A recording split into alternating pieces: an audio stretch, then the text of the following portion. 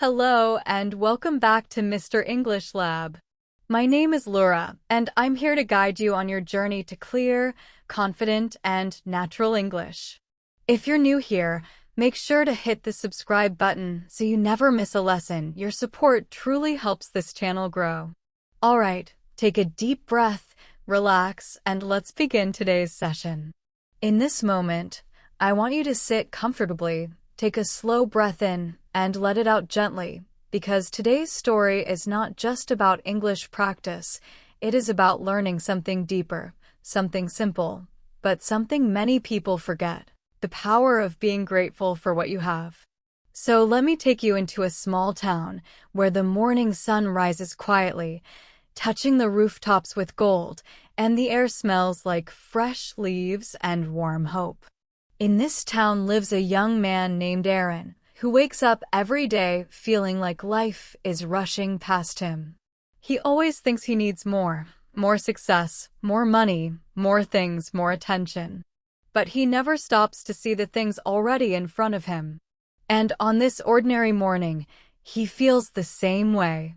He sits on his small wooden bed, staring at his phone, scrolling through the perfect lives of other people. Pictures of expensive cars, photos of beautiful houses, smiling faces on vacations. And each picture makes him feel a little smaller. He whispers to himself, "Why is my life not like that?" He puts the phone away, stands up, and walks to the window. The sky is calm. Birds are singing. The world is gentle. But Aaron cannot feel any of it because his mind is full of everything he thinks he is missing. As he walks to his tiny kitchen, he sees his old coffee cup. It has a small crack on the side, but he has used it for years. He frowns and thinks, "I wish I had a better cup." He pours hot water, stirs the coffee, and sits down, but even the taste feels boring to him. His thoughts jump from one complaint to another. My job is not good enough. My house is too small. My life is too simple. He keeps thinking and thinking until the thoughts become heavy. And then, suddenly, there is a knock at the door. A soft, gentle knock.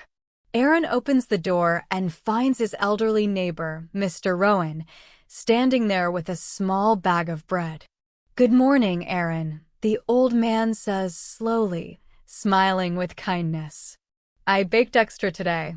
Thought you might like some." Aaron forces a smile and nods. "Thank you, Mr. Rowan." But inside, he is thinking, this old bread won't change anything. Mr. Rowan looks at him carefully, as if he can see the tiredness behind Aaron's eyes. "You look troubled," he says. "Is everything okay?" Aaron shrugs. "I don't know. I just feel like I should have more by now." The old man nods softly, as if he understands this feeling all too well. "More," he repeats. "More of what?" Aaron doesn't know how to answer, because he wants everything but cannot explain why. Mr. Rowan smiles warmly again. "Come with me," he says. "There's something I want to show you."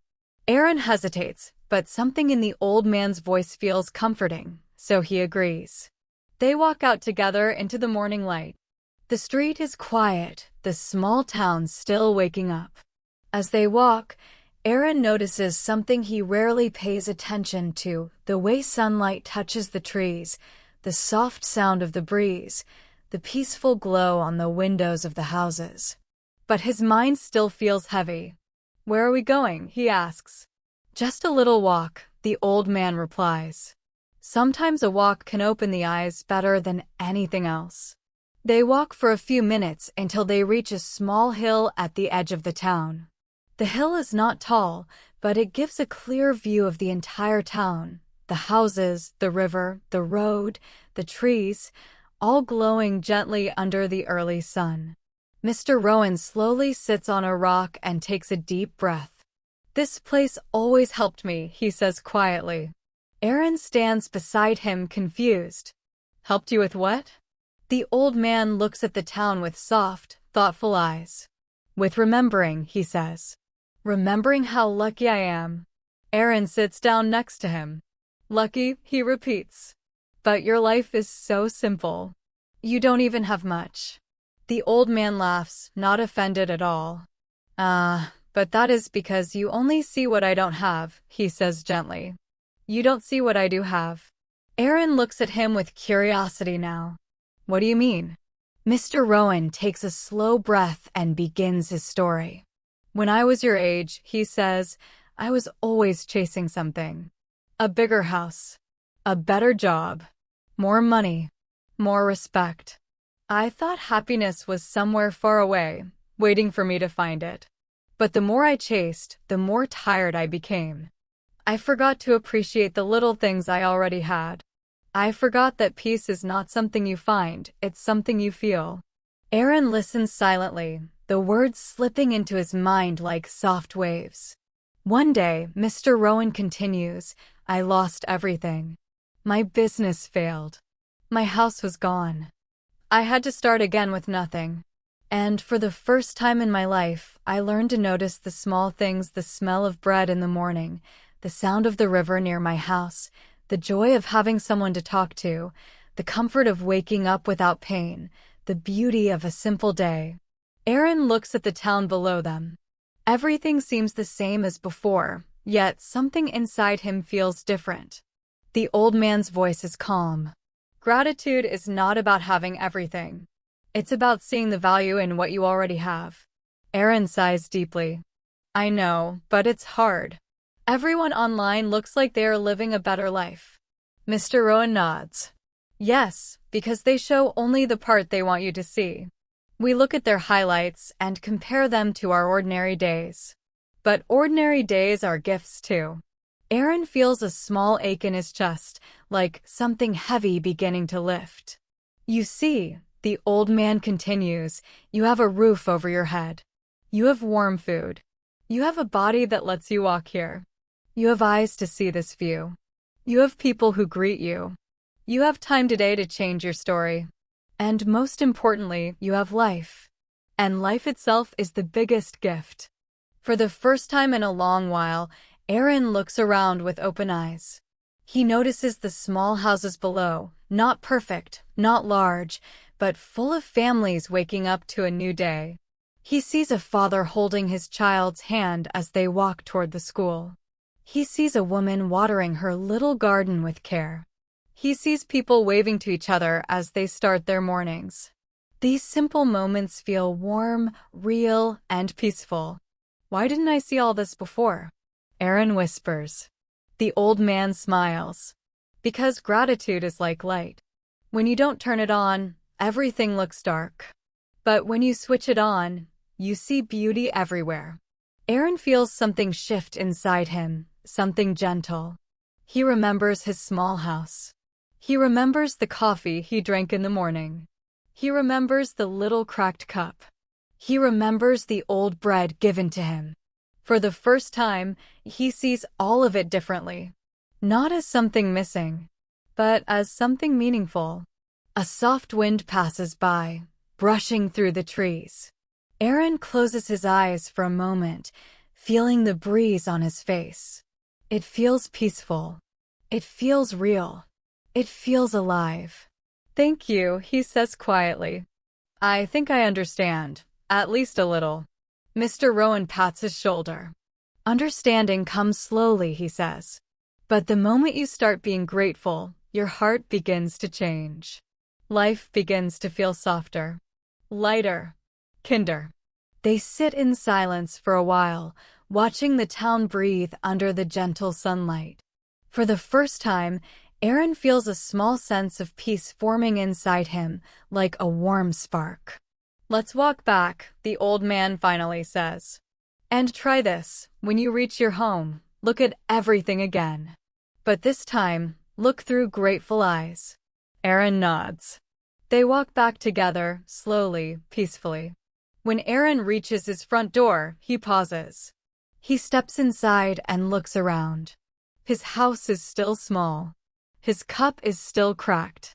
His coffee scent still fills the air. But something is different. He is different. He feels grateful. Grateful for the door that opens for him every day. Grateful for the roof that protects him. grateful for the warm bread waiting on his table, grateful that he is breathing, living, and learning. And in that moment, Aaron smiles, genuinely, softly, peacefully. A small smile, but a real one.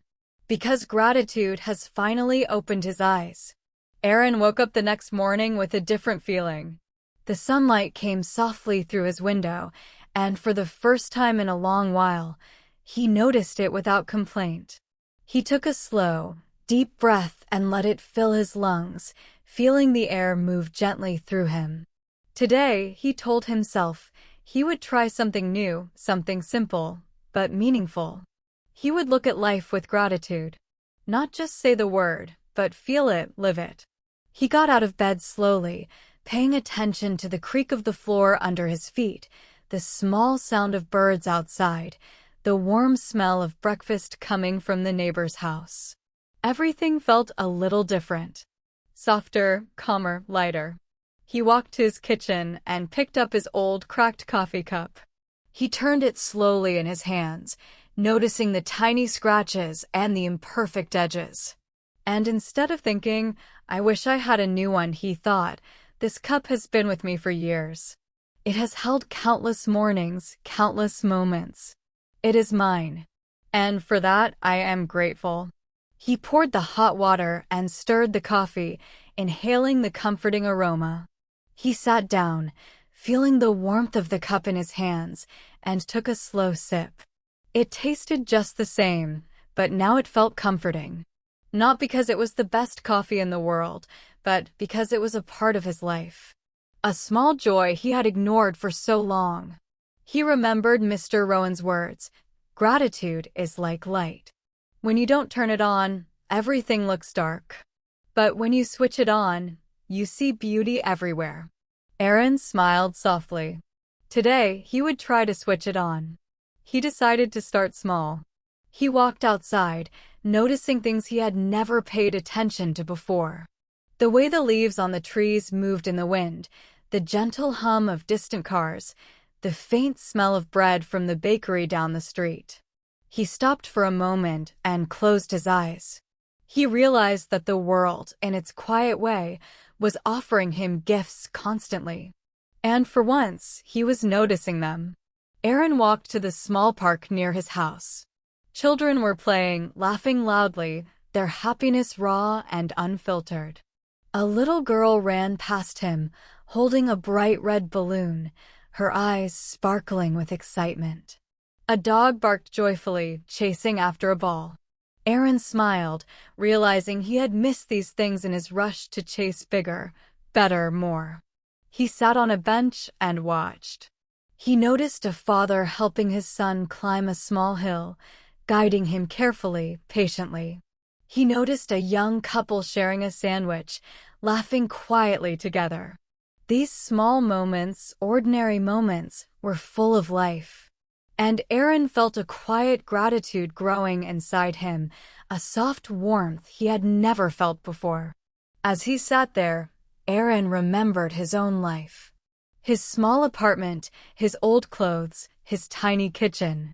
He remembered the neighbors who greeted him in the morning, the friends who sometimes called to check on him, the family that loved him even when he took things for granted.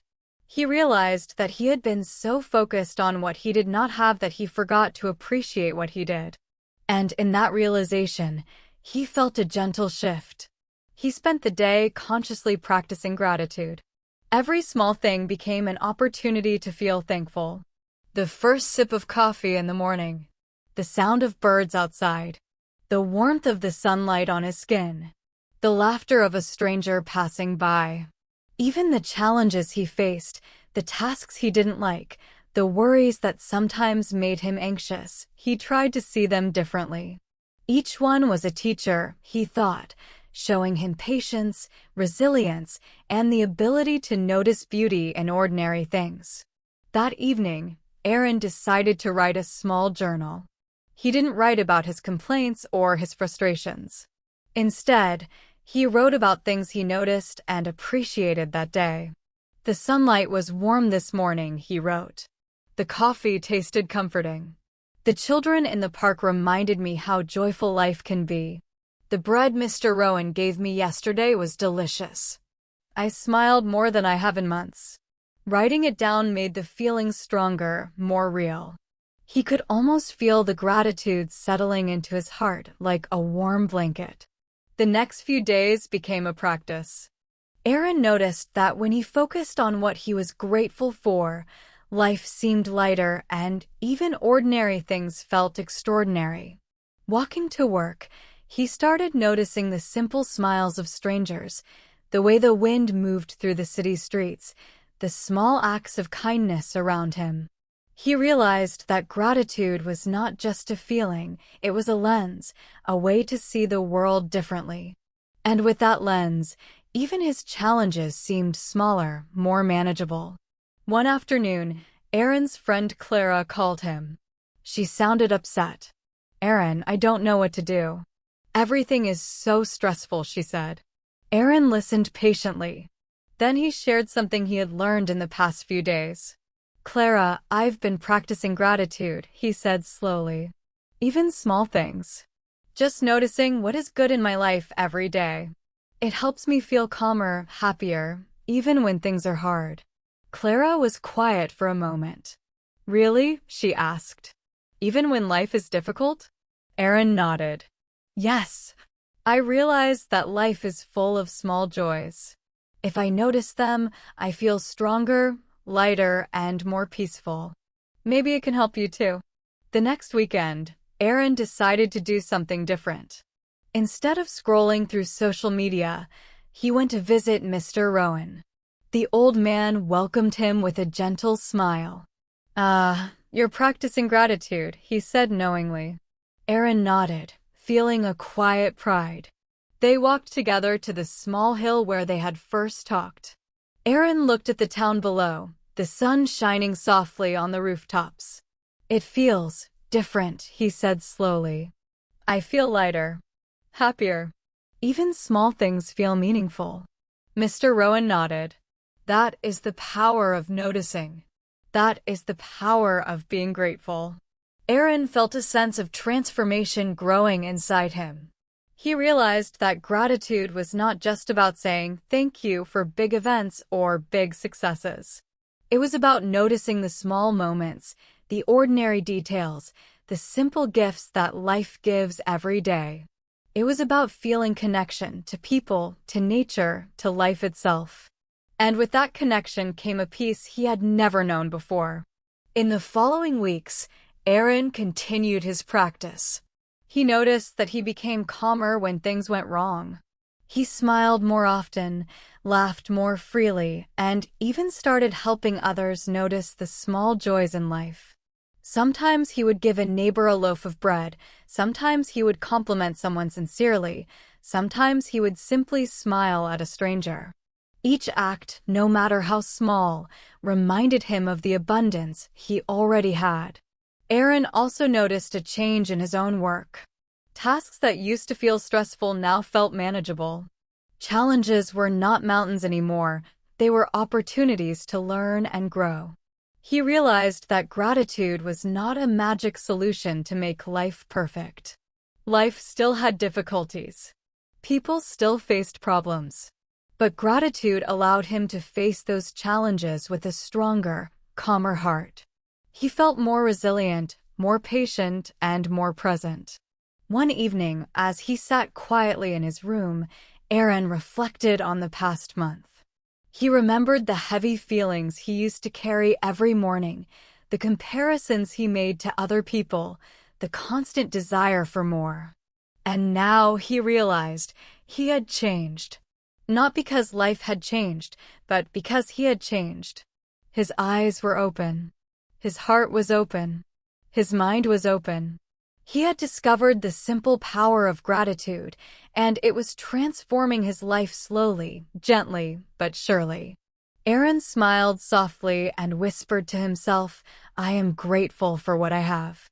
And that is enough." And in that moment, he understood something profound. Happiness was not something to chase.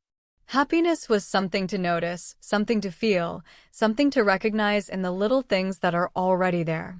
And when he lived with that awareness, life itself became a beautiful journey, full of small joys, simple gifts, and quiet peace. By practicing gratitude daily, Aaron had begun to live a life that felt lighter, more meaningful, and connected.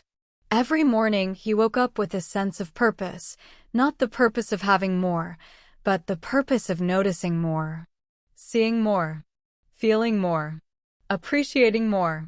And that, he realized, was the true path to inner peace.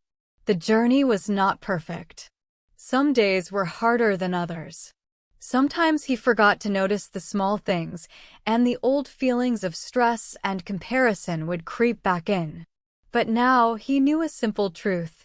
He could always return to gratitude.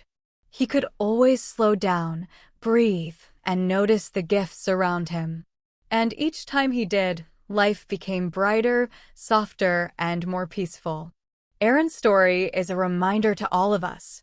Happiness is not in distant dreams or in what others have.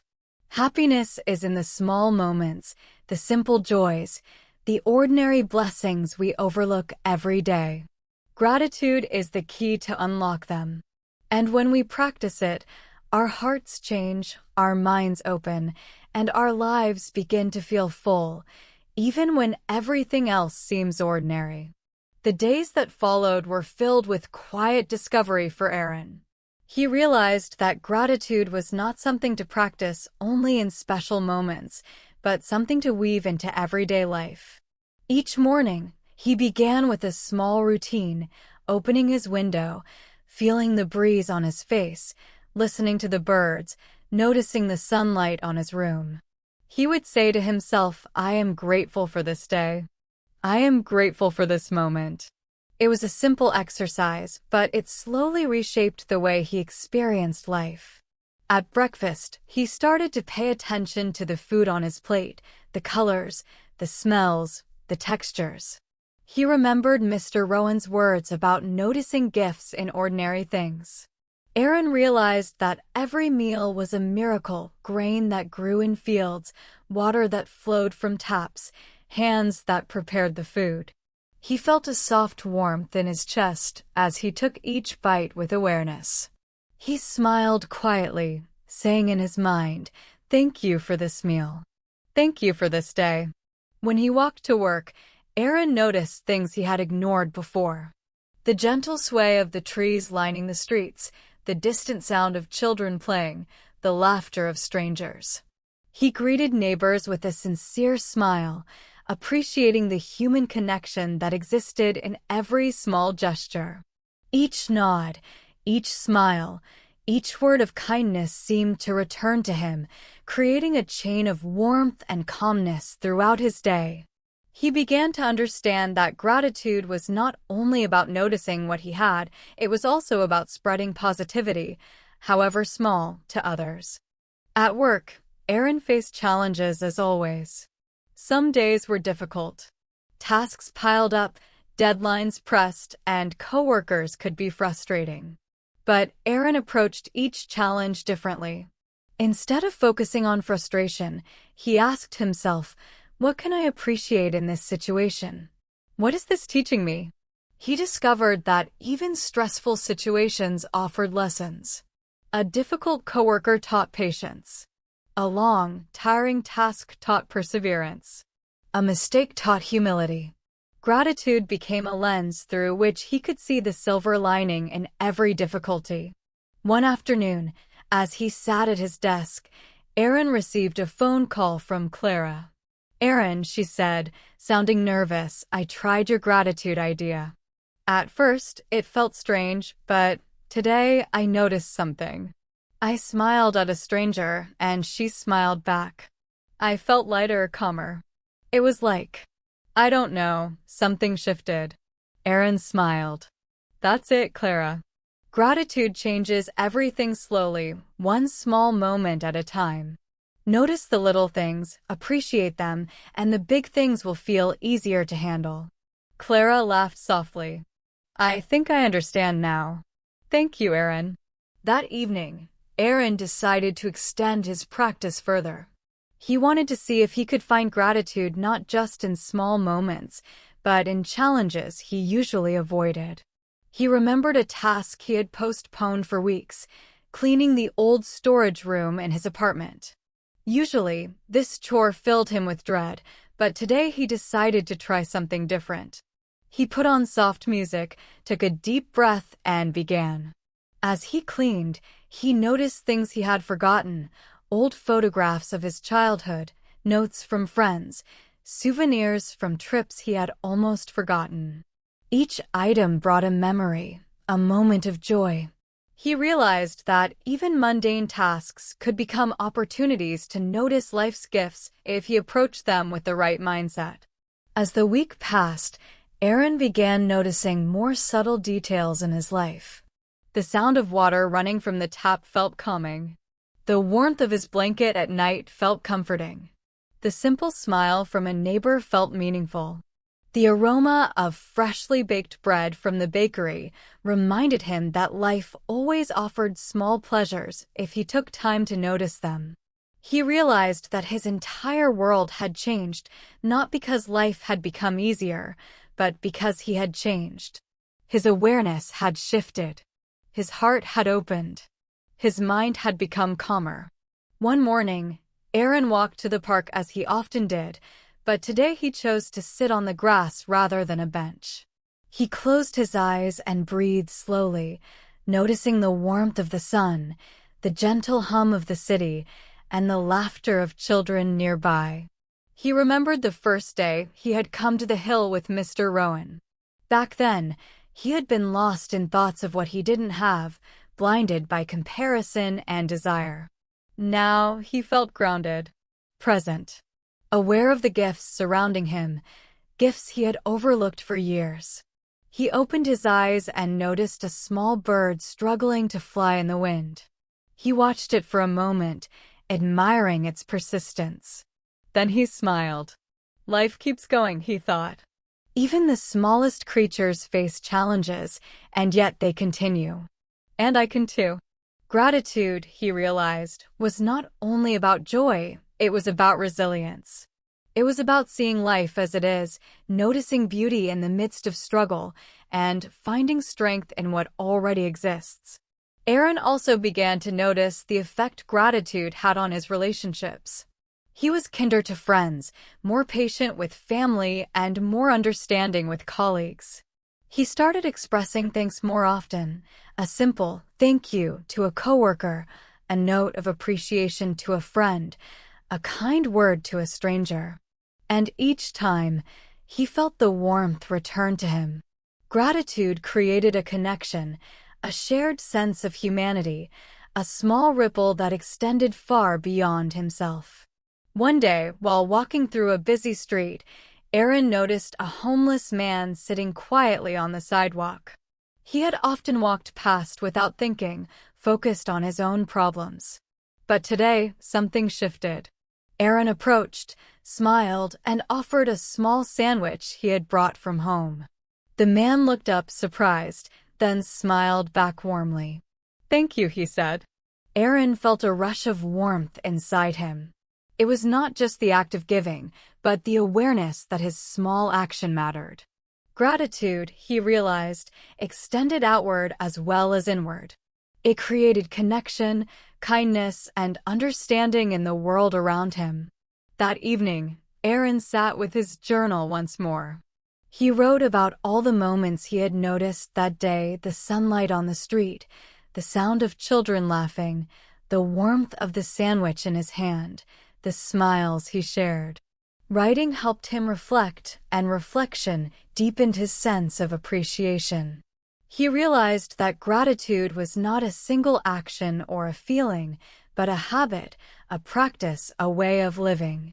It required attention, patience, and mindfulness.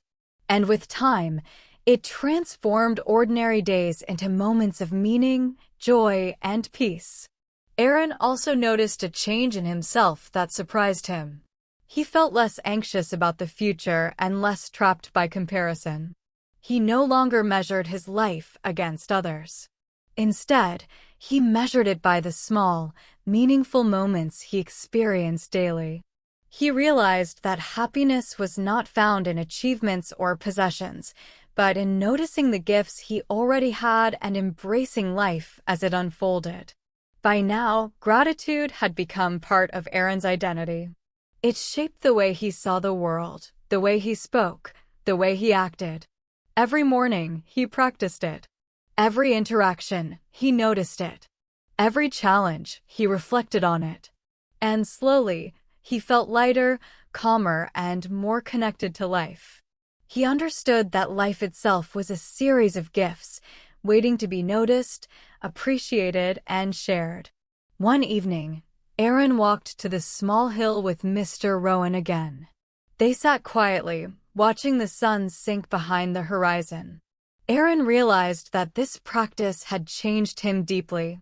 He felt peace, not as something far away or temporary, but as something living inside him.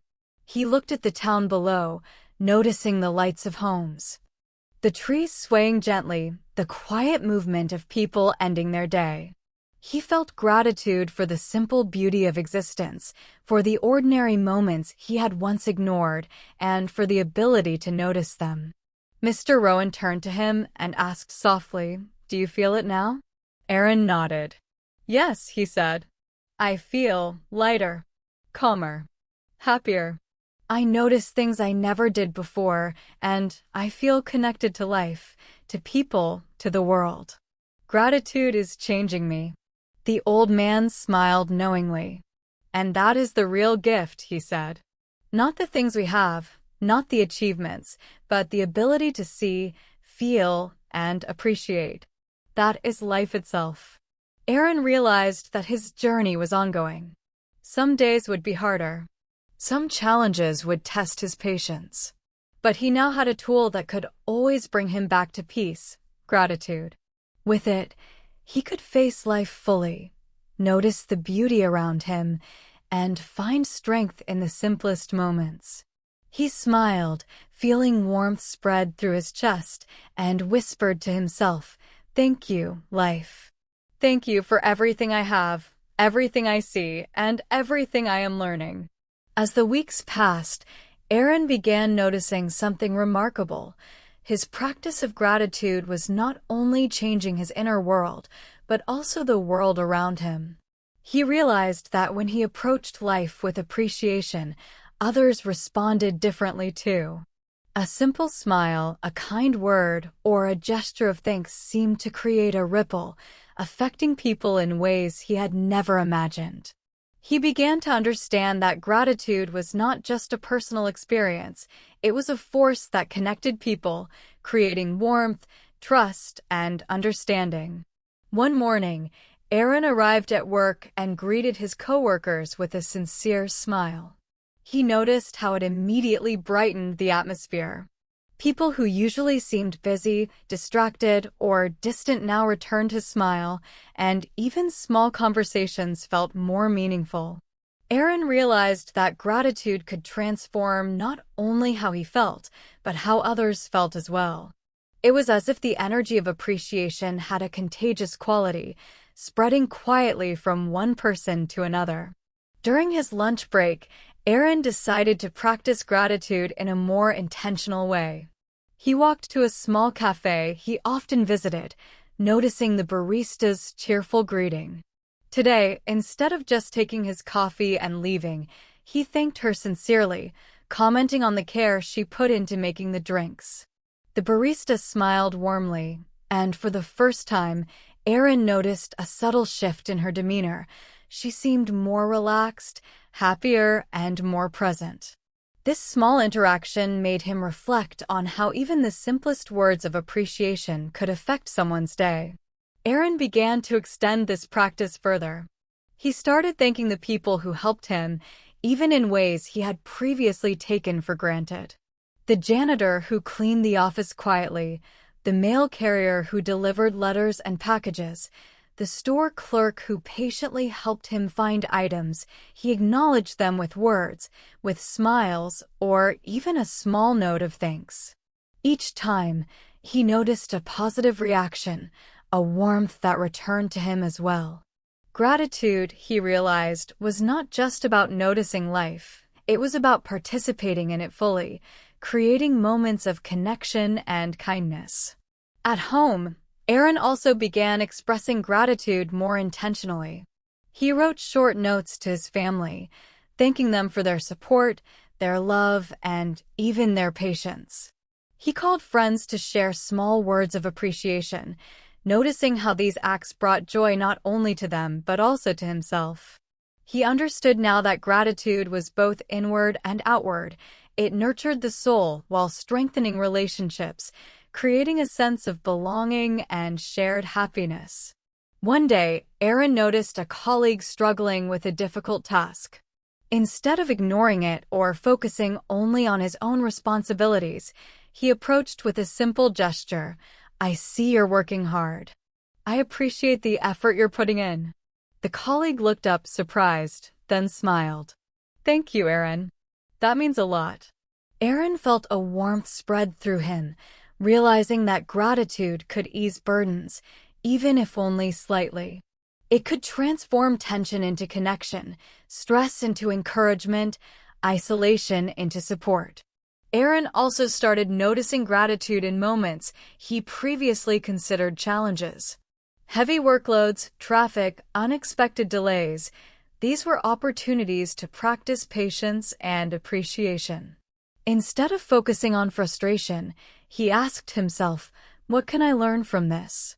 What can I notice that is good?"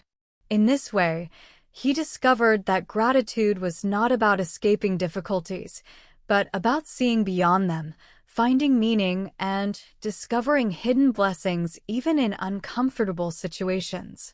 One evening, as Aaron walked home, he passed a small community center where volunteers were helping children with homework.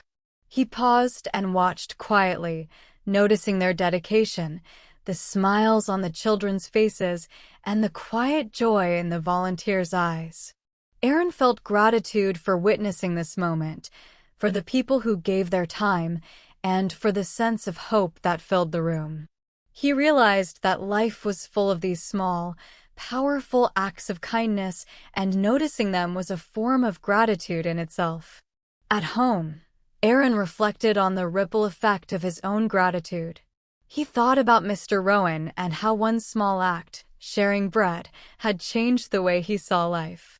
And now he saw that each act of appreciation, each moment of noticing, had the potential to create ripples in other people's lives. Gratitude was a quiet revolution, changing the world one small interaction at a time. Aaron also realized that gratitude helped him feel more connected to the present.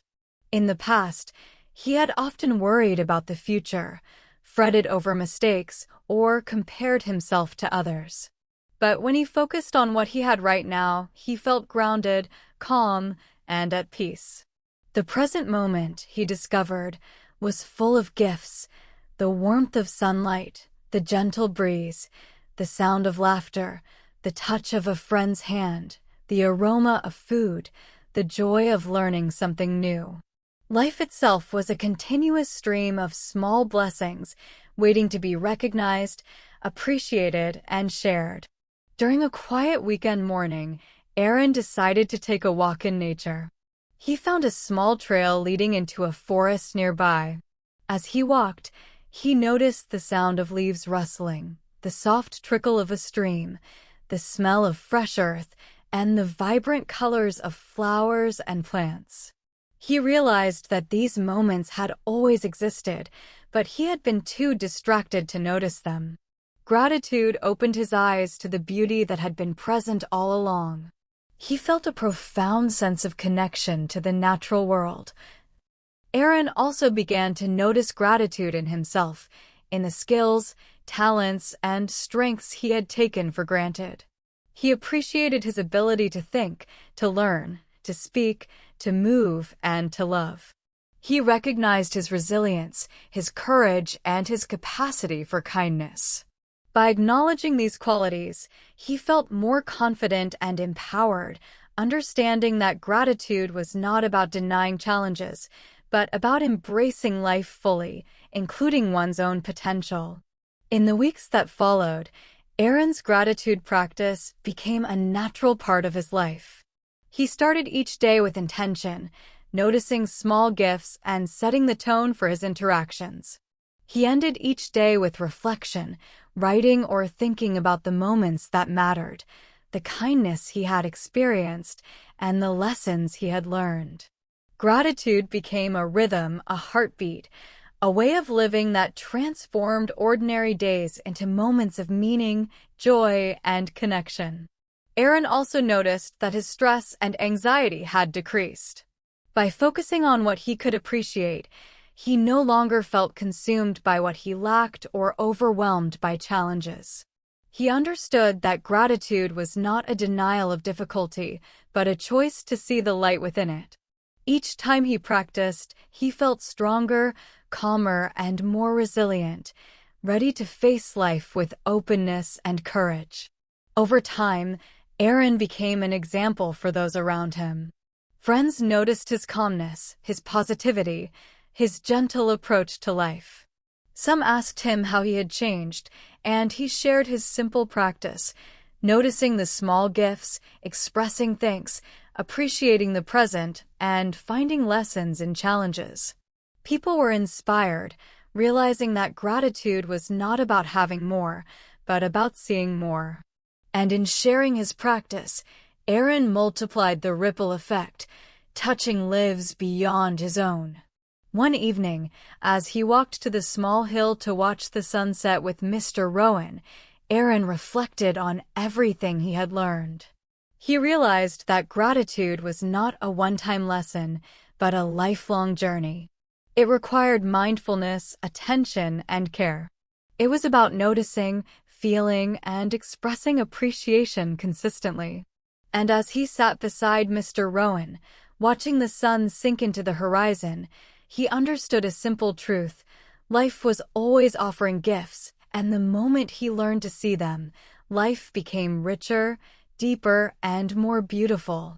Mr. Rowan turned to him and asked softly, "Do you see the ripple now?" Aaron nodded. "Yes." Gratitude spreads quietly, slowly, but it changes everything. It changes the way we feel, the way we act, and the way we connect with others. It creates a world of kindness and peace. The old man smiled. And it starts with noticing. One small act, one small thought, one moment at a time. That is all it takes.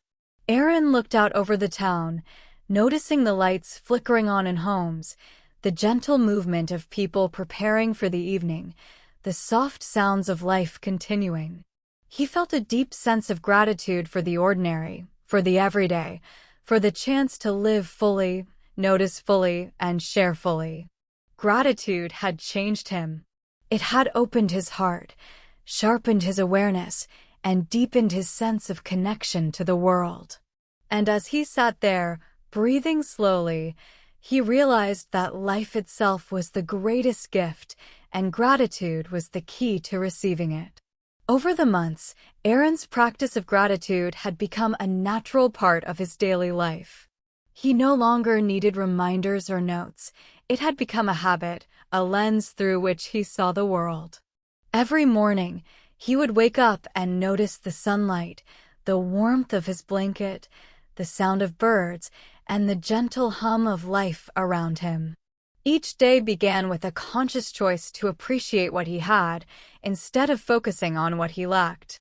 And slowly, this awareness began to touch every aspect of his existence. At work, Aaron approached challenges differently. Tasks that once felt overwhelming now became opportunities to learn, practice patience, and appreciate the skills he possessed. Even mistakes were no longer failures. They were lessons, moments of growth, and reminders that progress often comes in small, imperfect steps. He noticed how his attitude affected those around him. Coworkers responded with more cooperation, more friendliness, and even their own small expressions of gratitude. Aaron realized that gratitude was not only personal, it was relational, creating harmony and connection in ways he had never imagined. Aaron also discovered that gratitude could be a shield against negativity.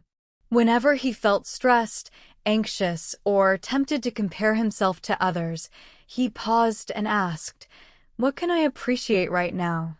By shifting his focus, he turned frustration into awareness, envy into admiration, and tension into calm. He felt the simple truth settle in his heart. Life is full of moments worth noticing, and each moment carries its own quiet gift. At home, Aaron's relationships grew stronger. He began expressing his appreciation for family, friends, and neighbors more openly. A heartfelt thank you for small kindnesses, a note of recognition for someone's efforts, or even a warm smile became his way of connecting more deeply. He noticed that when he expressed gratitude, people responded with warmth, trust, and generosity. Gratitude had become a bridge, connecting him to others in a way that words alone could not. Aaron also explored gratitude in moments of difficulty. A heavy rain, a late train, a demanding task, he learned to see these challenges as opportunities. The rain reminded him of nature's rhythm. The delay offered time for reflection. The difficult task strengthened his patience and resilience. By choosing to notice what was good or meaningful even in challenges, he transformed obstacles into lessons, stress into insight, and frustration into understanding. Gratitude, he realized, was not a denial of life's difficulties. It was a way of approaching them with clarity, calm, and openness. One evening, Aaron walked to a nearby park, noticing the children playing, the trees swaying gently, and the laughter of strangers passing by. He felt a quiet joy in simply being present. He sat on a bench and reflected on the months of practice. He remembered the days when he had felt trapped by desire, weighed down by comparison, and distracted by what he did not have. And now he felt the calm satisfaction of noticing life as it was full of simple joys, subtle gifts, and endless possibilities. Aaron also began practicing gratitude toward himself. He noticed his own efforts, his growth, and his resilience. He appreciated the courage it took to face challenges, the patience to notice small details, and the openness to change old habits. By acknowledging his own journey, he felt a sense of self-respect and confidence that had been missing before. Gratitude, he realized, was not only about noticing external gifts, it was also about valuing oneself, embracing imperfections, and celebrating progress. In his daily routine, Aaron incorporated small gratitude exercises. He would pause while drinking water, noticing its coolness, the way it refreshed him, and the life it supported. He would notice the smells, colors, and textures of meals. He would listen carefully to conversations, appreciating the words, voices, and presence of others. Every small moment became an opportunity to practice, to notice, and to appreciate. Over time, these moments accumulated, forming a rich tapestry of awareness, kindness, and peace. Aaron also began sharing his experience with others.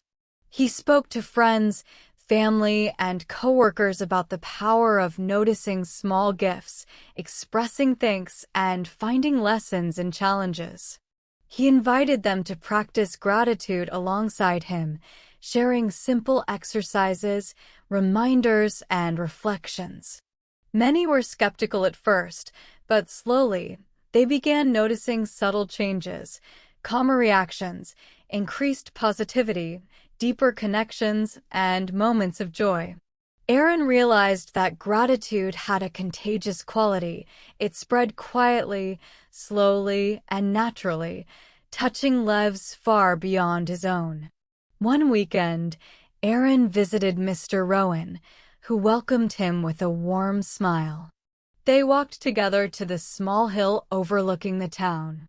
Aaron noticed the light in the windows, the quiet movement of life below, and the peaceful rhythm of evening settling in. He turned to Mr. Rowan and said, "I think I understand now. Gratitude is not just a practice, it is a way of living. It changes how I see the world, how I relate to others, and even how I feel about myself. It transforms ordinary moments into something meaningful." Mr. Rowan nodded. "Yes, Aaron. Gratitude is a lens through which life becomes more vivid, more connected, and more full. But remember, it is also a choice. Life will continue to bring challenges, distractions, and difficulties. Each day, you must choose to notice, to appreciate, and to share. That choice creates a ripple, and it can change everything around you." Aaron reflected on the months since he had first met Mr. Rowan. He remembered the heavy feelings of longing, frustration, and comparison. He remembered the day he had begun to notice small gifts, to practice gratitude, and to see life differently. He realized that the journey was ongoing. There would always be moments of forgetfulness, moments of stress, and moments of distraction. But now he had the tools, awareness, and habit to return to gratitude, to reconnect with life, and to find peace. He also noticed how gratitude had deepened his connection to the world. Nature, people, daily routines, even challenges, they all held gifts if he chose to notice them. Gratitude had transformed ordinary experiences into opportunities for learning, joy, and reflection. It had created a sense of abundance in a world he once thought lacked enough. And most importantly, it had helped him feel fully present, fully alive, and fully connected. One evening, Aaron sat quietly in his room, reflecting on all he had learned. He thought about the days of struggle, the small victories, and the growing awareness of life's gifts. He realized that happiness was not something to chase or acquire, it was something to notice, appreciate, and cultivate. He understood that gratitude was not a technique or a temporary exercise, but a way of living, a lens through which life itself could be experienced more deeply. Aaron whispered to himself, "I am grateful for this day, for this life, for the people around me, for my own growth. I am grateful for everything I have and everything I am learning." He felt a calm warmth in his chest, a quiet joy that came from noticing, appreciating, and connecting. Gratitude had become part of him, shaping his mind, heart, and actions in ways that would continue to grow for the rest of his life. In the weeks and months that followed, Aaron continued to practice gratitude daily. He woke up with awareness, moved through challenges with patience, and noticed beauty in the small moments that had once gone unseen.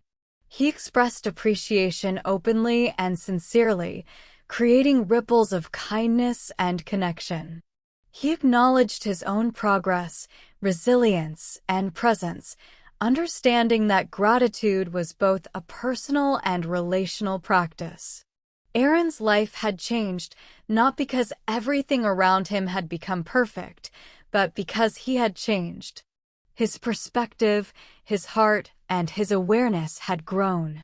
He had learned that happiness was not about acquiring more, comparing with others, or chasing distant dreams. Happiness, he realized, was about noticing the gifts already present, cultivating appreciation, and sharing kindness. Gratitude had become his way of seeing, feeling, and living life fully. And in this simple, profound realization, Aaron felt peace. Not a temporary escape from difficulty, but a lasting presence of calm, connection, and joy. He knew that life would continue to bring challenges, distractions, and moments of struggle, but with gratitude, he could meet them with strength, awareness, and an open heart. Every day, he chose to notice, to appreciate, and to share, creating a life that was richer, fuller, and more meaningful than he had ever imagined. Aaron's journey with gratitude had transformed his life in ways he never expected. As he moved through daily life, he began to realize that the lessons he had learned were not just for him, they could help others too. He remembered how he had once struggled with stress, envy, and dissatisfaction, and he knew many people faced similar challenges. He decided to share what he had discovered, not in a preachy way, but gently, naturally, through example and encouragement. It began with small conversations. At work, he noticed a colleague looking tired and frustrated. Instead of offering advice immediately, Aaron shared a simple observation. "I try to notice something I'm grateful for each day. It helps me feel calmer when things are hard." Have you ever tried that? The colleague looked at him curiously and smiled. "I haven't, but maybe I will." It sounds simple enough. Aaron felt a quiet joy.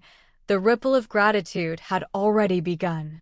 Aaron also spoke with friends who often complained about their busy lives, the pressures of work, or the constant comparison to others.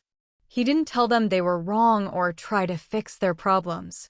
Instead, he shared stories of noticing small joys, expressing thanks, and reflecting on the gifts of everyday life. He explained how even small moments, a warm cup of tea, a kind word, a quiet walk, could transform perspective and mood. Slowly, his friends began to notice changes in themselves. They started practicing gratitude, sometimes with simple journaling, sometimes with mindful observation, sometimes with verbal expressions of thanks. Aaron realized that sharing gratitude did not require grand gestures. It only required awareness, sincerity, and patience. At home, Aaron made gratitude part of family life. He encouraged short moments of reflection at the dinner table, where each person could share something they appreciated that day. These moments became a way to connect, laugh, and feel closer to each other. They learned to notice the little things, the taste of a meal, the warmth of the home, the kindness of neighbors, or the progress made in a small task. Gratitude became a shared practice, creating harmony and joy in the household. Aaron also noticed that gratitude could be taught through action, not just words. He began volunteering at a local community center, helping children with homework and sharing small lessons of mindfulness and appreciation. He encouraged the children to notice what made them happy, what they could be thankful for, and how small acts of kindness could improve someone else's day. The children responded with laughter, curiosity, and excitement. Aaron realized that teaching gratitude was not about lectures. It was about creating opportunities for others to notice, reflect, and feel. One day, Aaron noticed a coworker overwhelmed by a major project. He quietly offered to help, not because he wanted recognition, but because he understood the value of support. Afterward, he mentioned how grateful he felt for the opportunity to assist and learn through the experience. His coworker looked relieved and smiled. "Thanks, Aaron. That really helped me today." Aaron noticed a warmth spread in his chest. Gratitude, he understood, could create collaboration, trust, and a sense of shared purpose. Aaron's approach was always gentle. He never forced anyone to feel gratitude or to practice it. Instead, he invited others to notice the world differently, to reflect on their experiences, and to appreciate the small gifts around them. He found that when people were ready, the awareness of gratitude naturally emerged. Some noticed it immediately, others needed time. But in every case, even a small recognition of something meaningful had a ripple effect, changing attitudes, behaviors, and relationships. In his daily routine, Aaron also emphasized self-gratitude. He encouraged others to notice their own strengths, efforts, and resilience. Many people tend to overlook their own achievements, focusing only on what they lack or what they think they should be. Aaron reminded them gently, take a moment to appreciate yourself. You have grown, you have learned, you have endured, and that is worth noticing. This simple guidance helped people feel more confident, patient, and self-aware. Gratitude toward oneself, Aaron discovered, was as important as gratitude toward others.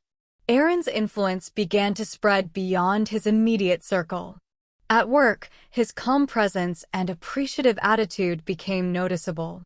Meetings became smoother, communication became clearer, and tension decreased. Even small gestures, expressing thanks for someone's effort, acknowledging contributions publicly, or sharing a kind word, created an atmosphere of respect and collaboration. Aaron realized that gratitude was not just a personal practice, it was a culture, a way to create environments where people felt valued, connected, and motivated. He also noticed that gratitude could transform difficult situations into learning opportunities. For example, when a project failed or plans went wrong, Aaron encouraged himself and others to reflect, what can we learn from this? What moments were positive, even in the challenge? This approach helped people feel less defeated, more resilient, and capable of moving forward. Gratitude, Aaron realized, was not a denial of difficulty, but a way to face life with clarity, hope, and strength. Aaron began documenting his experiences, writing small reflections in a journal. He captured moments of noticing, lessons learned, and interactions where gratitude had created positive change. He wrote about the warmth of sunlight, the laughter of children, the kindness of strangers, the growth of his own awareness, and the subtle ways people responded when he expressed appreciation. These reflections served as a reminder of his journey and a tool to inspire others. Over time, Aaron observed that gratitude created cycles. When he expressed it, it returned to him in unexpected ways. When he helped someone feel appreciated, that person often shared the kindness with others, creating ripples far beyond what he could see. Gratitude multiplied, reaching into lives he had never imagined touching. He realized that a single intentional act, no matter how small, could influence countless others. Aaron also learned the importance of patience. Change did not happen instantly. Some people were resistant or distracted. Some days felt heavy, and the practice of gratitude seemed difficult. But he discovered that consistency mattered more than perfection. Small, repeated actions created long-term shifts, both in himself and in others. Gratitude was a steady practice, like planting seeds and patiently waiting for them to grow into trees. One afternoon, Aaron returned to the small hill where he had first reflected with Mr. Rowan. He looked at the town below, noticing the daily rhythms, the families, the workers, the children, the small acts of kindness unfolding quietly.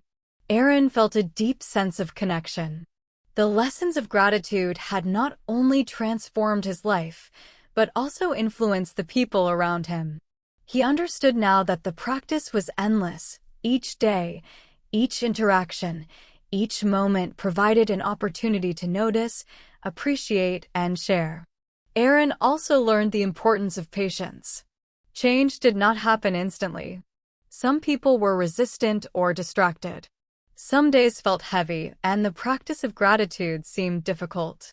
But he discovered that consistency mattered more than perfection. Small, repeated actions created long-term shifts, both in himself and in others.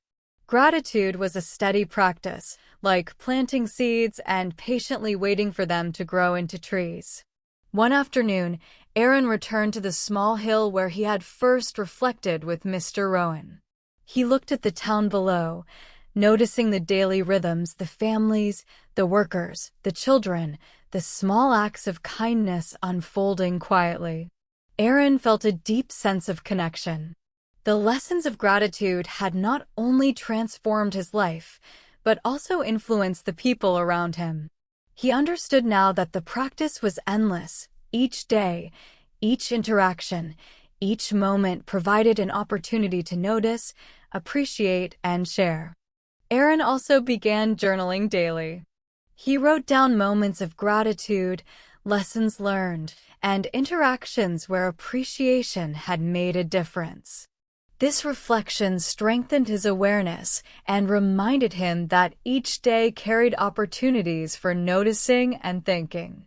Writing about gratitude also allowed him to see patterns, how certain moments, gestures, or thoughts consistently brought joy, calm, and connection. Journaling became a tool to deepen his practice and understanding. He discovered that gratitude could influence decisions. When faced with choices, he asked himself, which option allows me to notice and appreciate more? This perspective helped him make decisions with clarity and intention, rather than fear or impulsiveness. Gratitude guided him, subtly shaping his life in ways he had not anticipated. It was not just a feeling, it was a compass. Aaron also shared his practice with friends and colleagues. He encouraged them to notice small joys, appreciate simple acts of kindness, and reflect on their own growth. Many began adopting their own gratitude rituals, morning reflections, evening journaling, or small verbal acknowledgments. Aaron noticed that as more people practiced gratitude, the energy around him shifted. Work became more collaborative, home more peaceful, and social interactions more meaningful. Gratitude, he realized, could create communities, not just personal change. One evening, Aaron sat on the hill with Mr. Rowan, reflecting on his progress. "I see it now," he said. "Gratitude isn't just about noticing gifts when life is easy. It's about noticing gifts in every moment, every interaction, even challenges. It transforms how I experience life." Mr. Rowan nodded. "Yes, Aaron. Life will always bring ups and downs, but gratitude allows you to see the light within the shadows. It is a way of being, a lens, and a choice." Aaron realized that his journey with gratitude was ongoing. Some days he would forget, become frustrated, or feel distracted. But he had learned that even small reminders, a deep breath, a moment of noticing, a kind word could bring him back. Gratitude was not a destination but a journey. Each day offered opportunities to practice, observe, and connect. Each moment carried gifts waiting to be noticed. He also noticed that gratitude created resilience. By focusing on what he appreciated, he became less swayed by fear, envy, or stress. He learned to respond thoughtfully rather than react impulsively. Gratitude became his inner anchor, helping him navigate life's unpredictability with calm and awareness. In his personal life, Aaron began noticing gratitude in relationships, work, nature, and even personal growth. He appreciated the efforts of others, the kindness of strangers, the beauty of the natural world, and his own resilience. Gratitude became intertwined with his perception, shaping the way he experienced each day. He understood that by noticing gifts, he could find joy, connection, and meaning anywhere, at home, at work, on a walk, or in a quiet moment of reflection. One morning, as Aaron sipped his coffee, he reflected on how far he had come. He remembered the days of longing, comparison, and frustration. Now, gratitude had transformed not only his mindset, but also his experience of life itself. Each day carried moments of joy, lessons, and connection. Each interaction, even small, was an opportunity to appreciate and share. Aaron smiled, realizing that life was no longer something to endure. It was a series of gifts, waiting to be noticed, appreciated, and shared. By the evening, he was ready to share his reflections with Mr. Rowan. "I understand now," he said. "Gratitude isn't a single practice. It's a way of living. It affects how I see the world, how I connect with others, and even how I feel about myself. Each moment is a chance to notice and appreciate life." Mr. Rowan smiled. "Exactly. And remember, the ripple never ends. Each act of noticing, each expression of thanks, creates waves that extend far beyond what we can see." Aaron realized that gratitude had become a core part of who he was. It shaped his thoughts, actions, and emotions. It influenced his relationships, decisions, and experiences. And he knew that this practice would continue to guide him, quietly and steadily, through every day of his life. He whispered to himself, "Thank you for this moment, this life, these people, and everything I am learning." In that simple expression, he felt a deep peace, a quiet joy, and a profound connection to the world.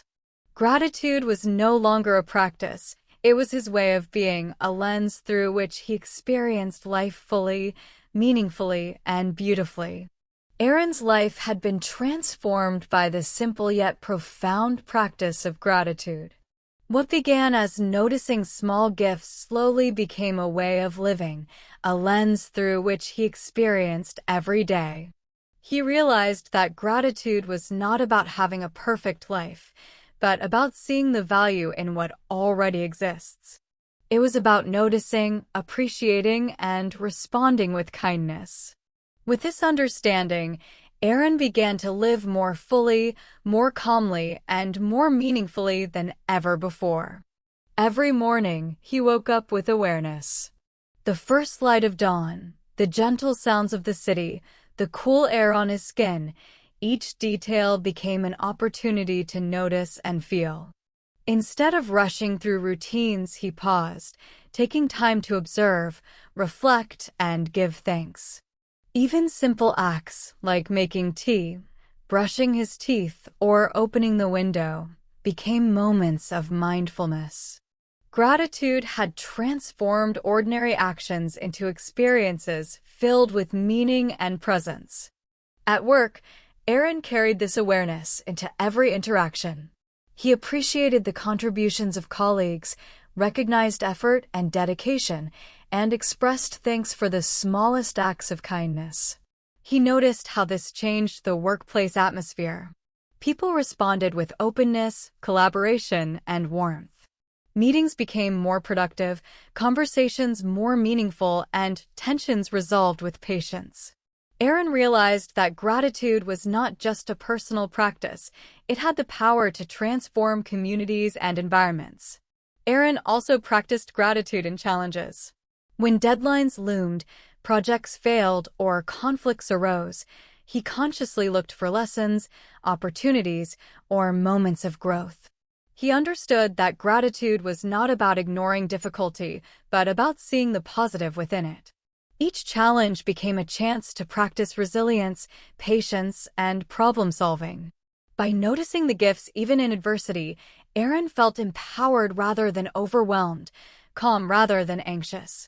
At home, gratitude deepened his relationships. He shared reflections with family, expressed appreciation for their efforts, and noticed the qualities that made each person unique. He encouraged his family to find small moments of joy, to appreciate one another, and to express thanks regularly. These simple habits created stronger bonds, laughter, and mutual respect. Aaron realized that gratitude was relational as much as personal. It strengthened connections, built trust, and nurtured love. Aaron also continued his own self-reflection and self-gratitude. He appreciated his progress, resilience, and capacity for kindness. He recognized his own growth, celebrated small achievements, and forgave imperfections. By valuing himself, he felt more confident and motivated, understanding that gratitude toward oneself was essential for a balanced and peaceful life. One afternoon, Aaron took a walk through a nearby park, noticing the children playing, the birds singing, and the gentle movement of leaves.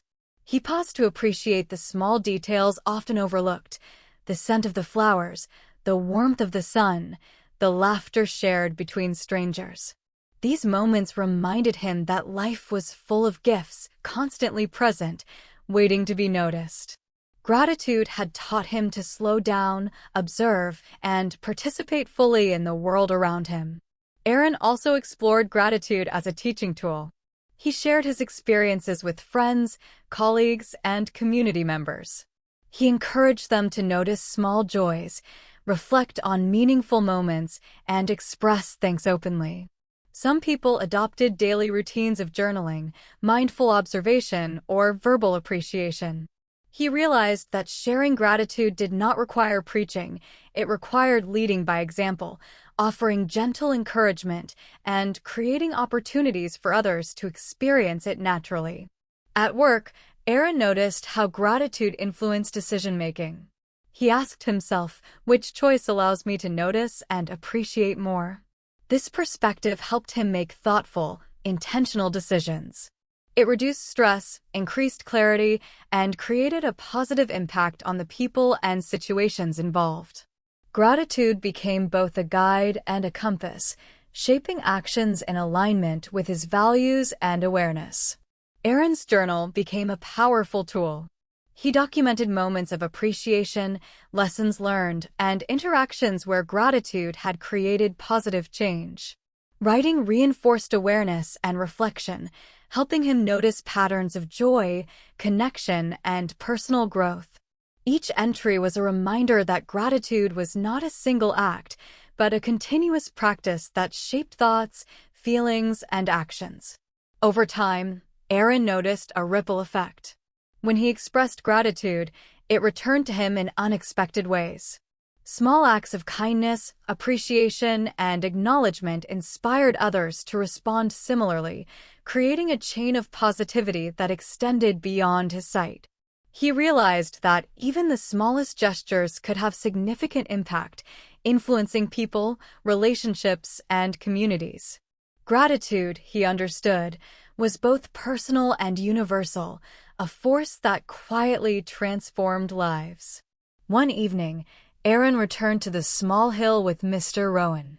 They watched the sunset, the lights of the town flickering on, and the quiet rhythms of life unfolding. Aaron reflected on the months of practice, the lessons learned, and the growth he had experienced. "I understand now," he said. "Gratitude isn't just a habit or a feeling, it's a way of living. It shapes how I see the world, how I relate to others, and how I feel about myself. It transforms ordinary moments into experiences of meaning and connection." Mr. Rowan nodded, smiling. "Exactly, Aaron. Gratitude is a choice and a perspective.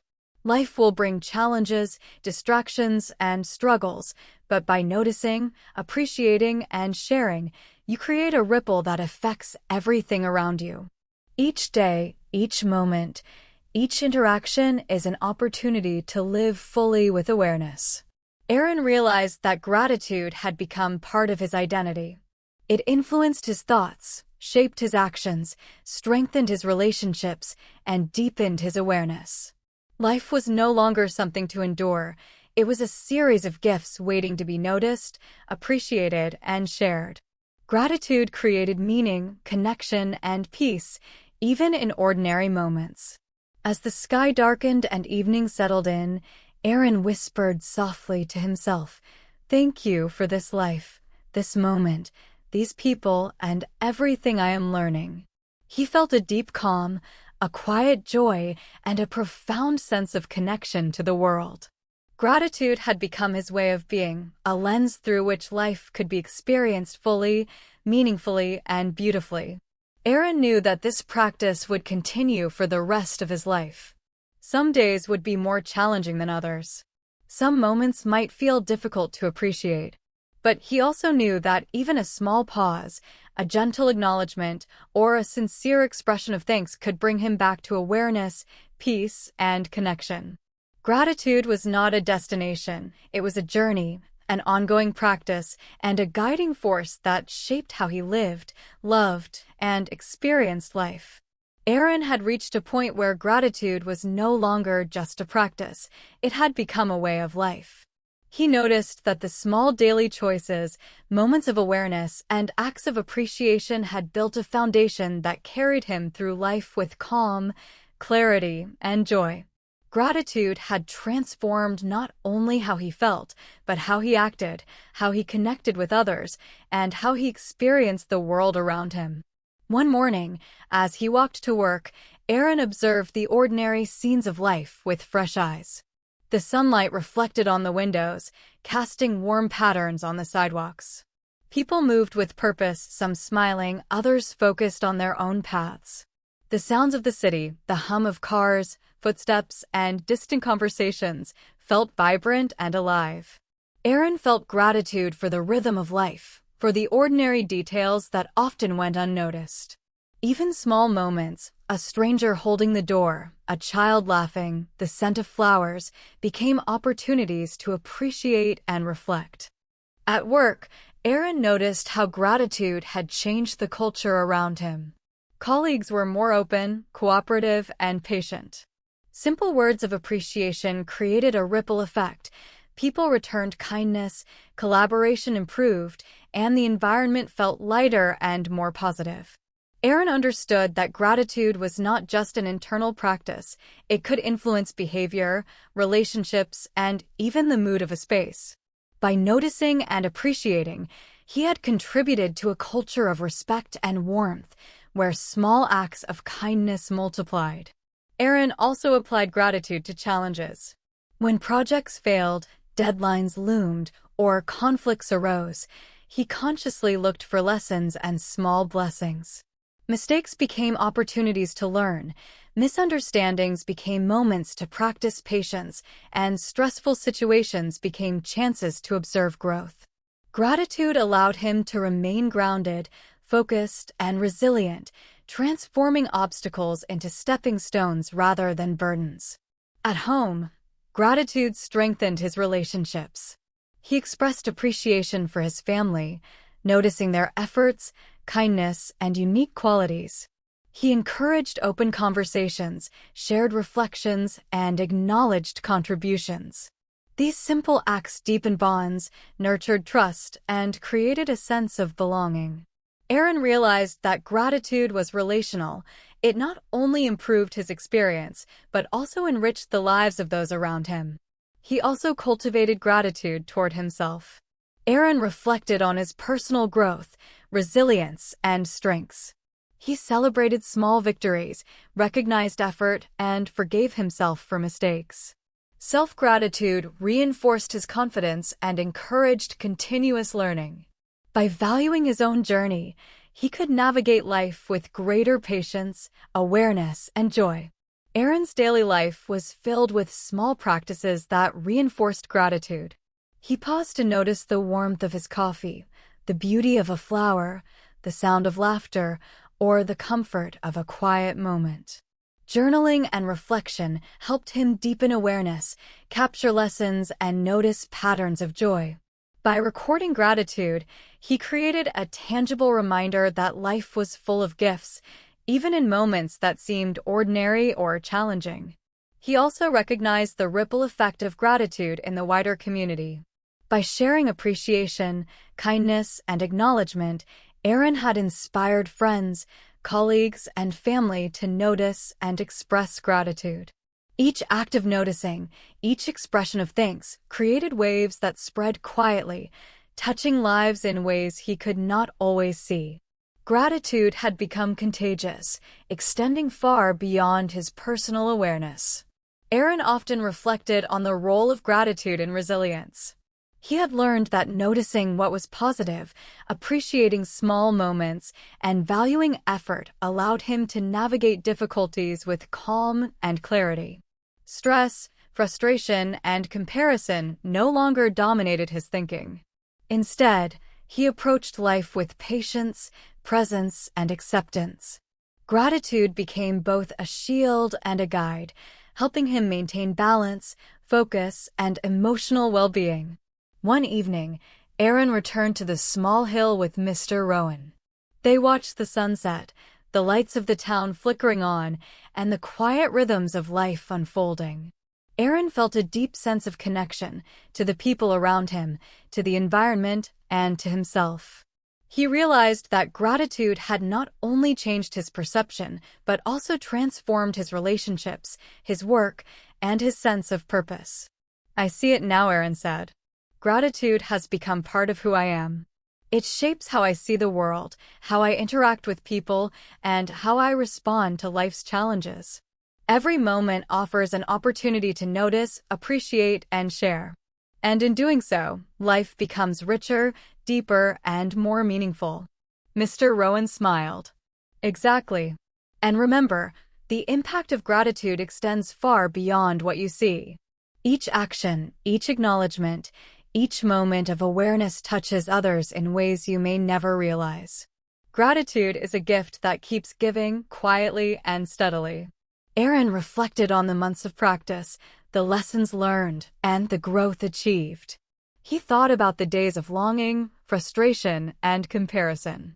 He remembered the first moments of noticing small gifts, the guidance of Mr. Rowan, and the effort it took to develop awareness. Now, gratitude had become second nature, a way of living, thinking, and being. He also understood that the journey of gratitude was ongoing. Some days would be harder, some moments would be overlooked, and some challenges would test patience. But he had learned that even a small pause, a gentle acknowledgement, or a heartfelt thank you could restore awareness and connection. Gratitude was not a single act, it was a continuous practice, a mindset, and a choice that shaped every moment of life. Aaron began to see the cumulative power of gratitude. Each day of practice added to the foundation of calm, awareness, and connection. Each small act of kindness, each expression of appreciation, created a network of positive impact. Gratitude became not only a personal practice, but also a ripple through the community, influencing relationships, work, and social interactions. He noticed that gratitude could change perspective. By focusing on what was meaningful, he became less affected by comparison, jealousy, or frustration. By recognizing the gifts in life, he could feel satisfied, content, and joyful. Gratitude had taught him that abundance is not measured by what is acquired, but by what is noticed, valued, and shared. Aaron also reflected on how gratitude shaped his identity. It had influenced his decisions, actions, and emotions. It guided him to be patient, kind, and present. It created opportunities for connection, learning, and growth. Gratitude had become the lens through which he saw himself and the world, a lens that revealed meaning, beauty, and possibility in every moment. As night fell, Aaron whispered softly, "Thank you for this life, these people, this journey, and everything I am learning." He felt peace, calm, and joy. Gratitude was no longer a practice to be done, it was his way of being. It shaped his perception, his relationships, and his experience of life itself. He understood that with gratitude, life could be fully appreciated, deeply meaningful, and beautifully connected.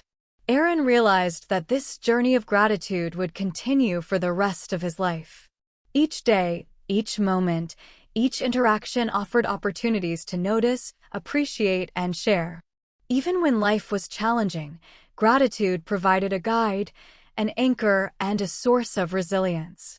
It was a practice that shaped him, his relationships, and the world around him.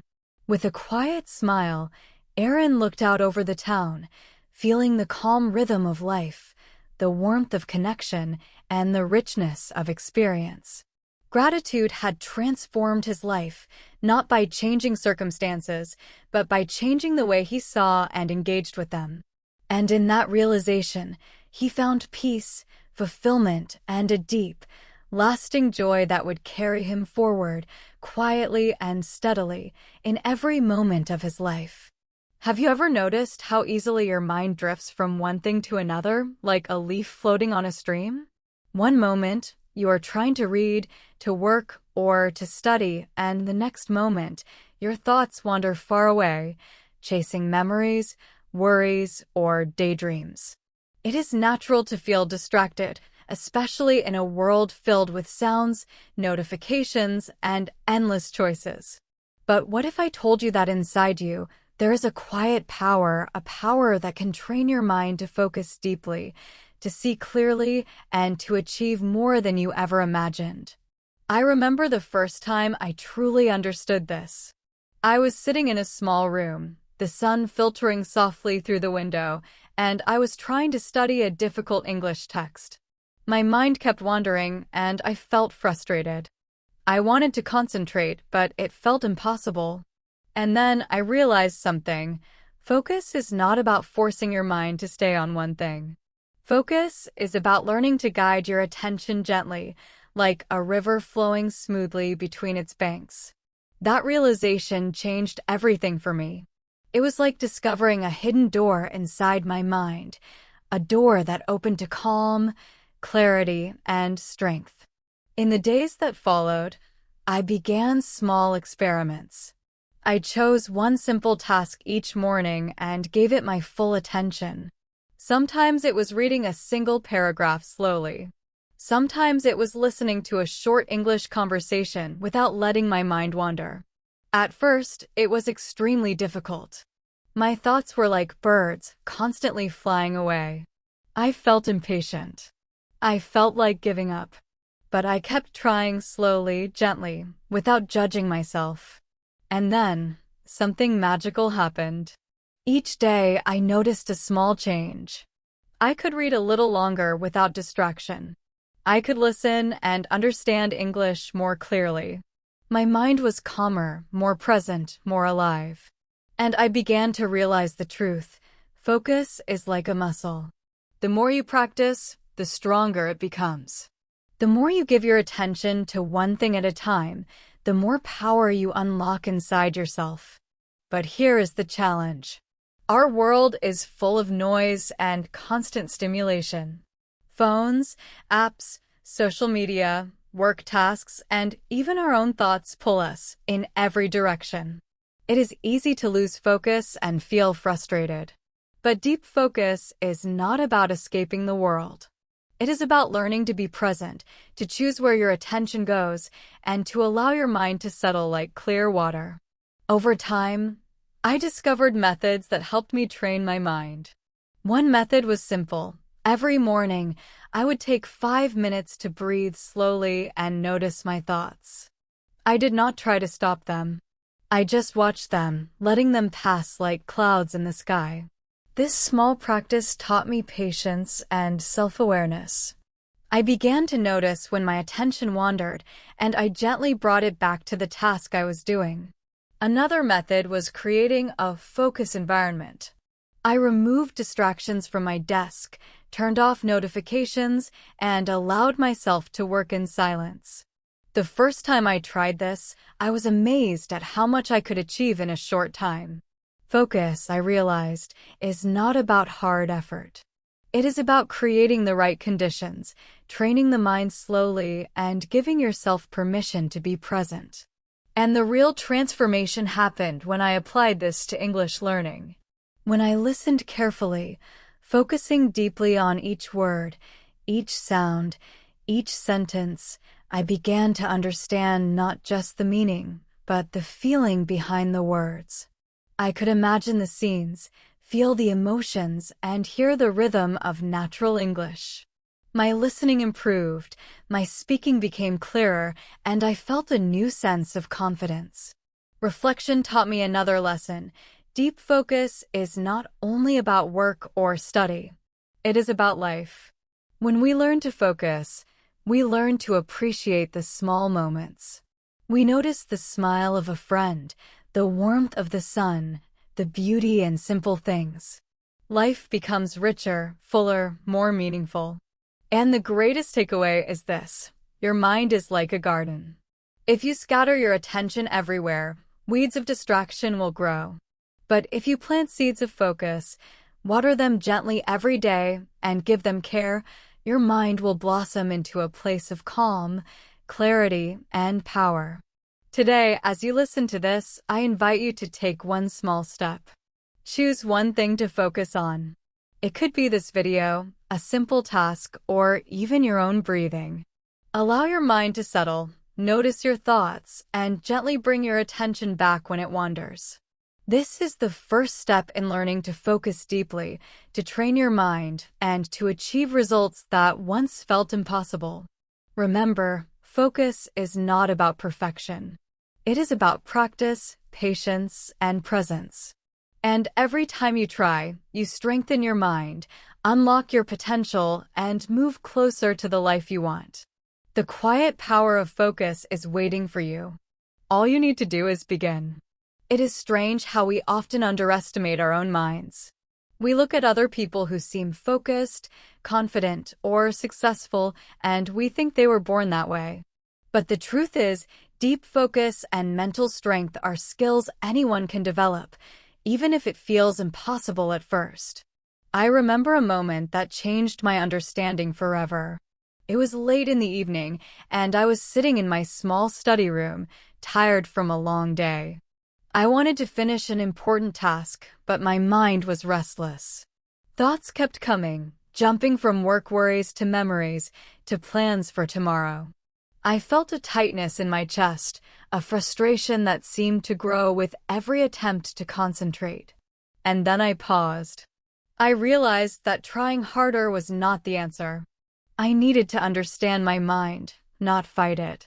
I took a deep breath, closed my eyes, and began to observe my thoughts. One by one, I noticed them. Some were worries, some were memories, some were random ideas.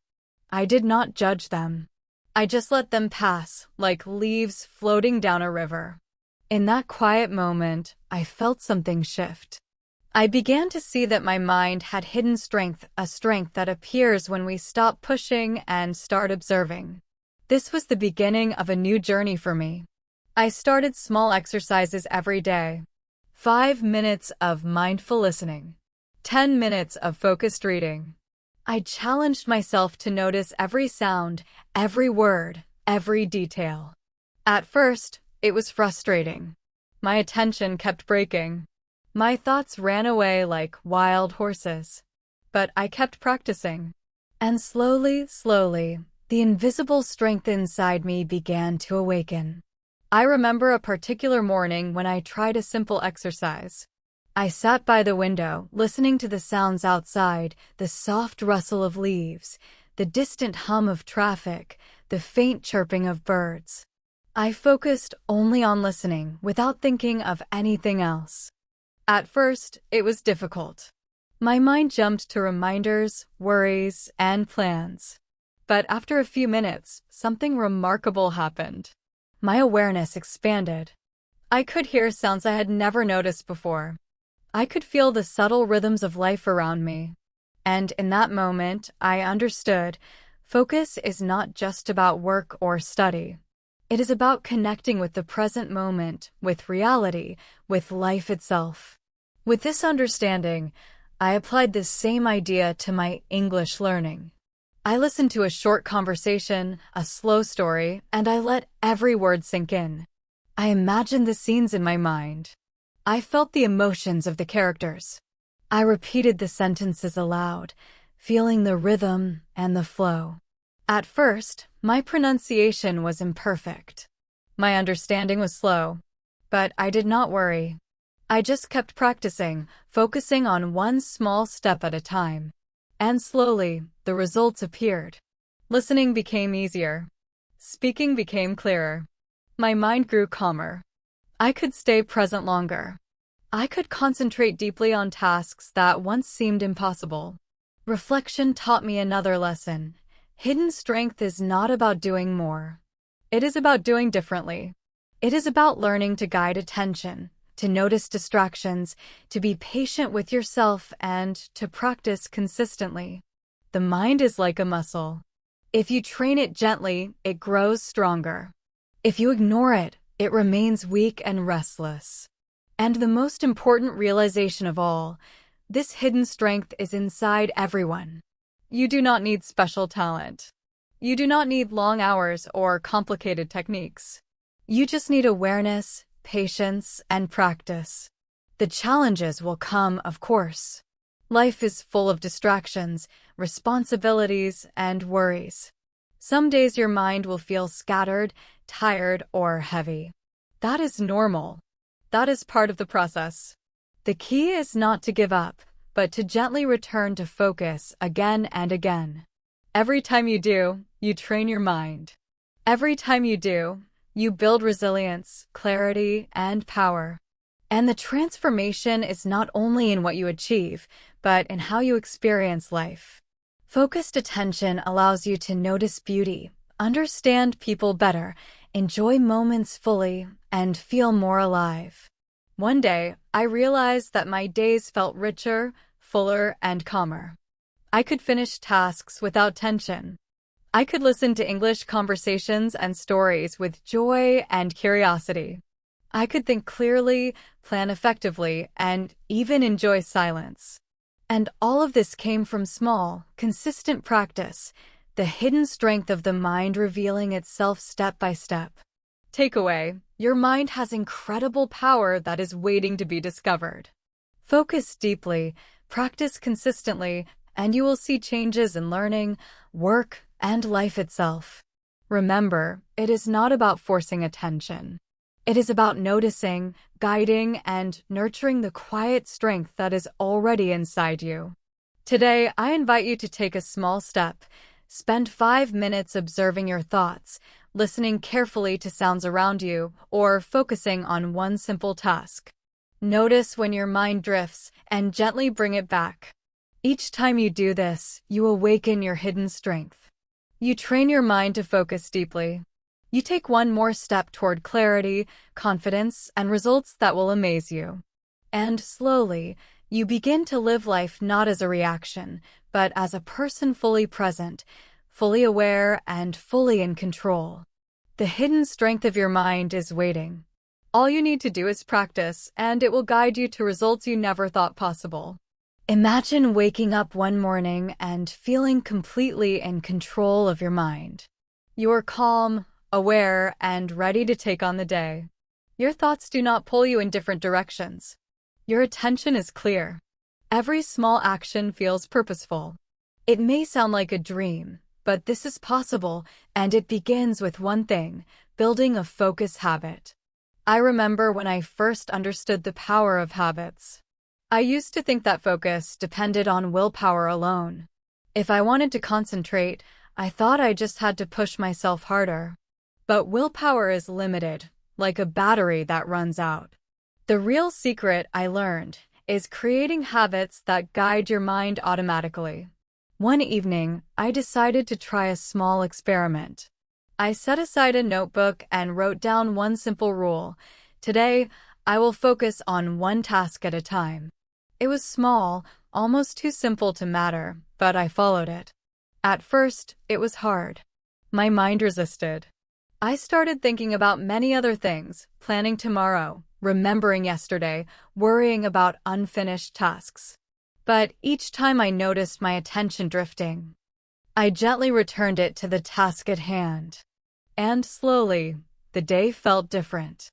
I was calmer, more productive, and even a little joyful. That small moment taught me an important lesson. Focus grows when we create small, repeatable habits. I began experimenting with tiny, consistent practices every day.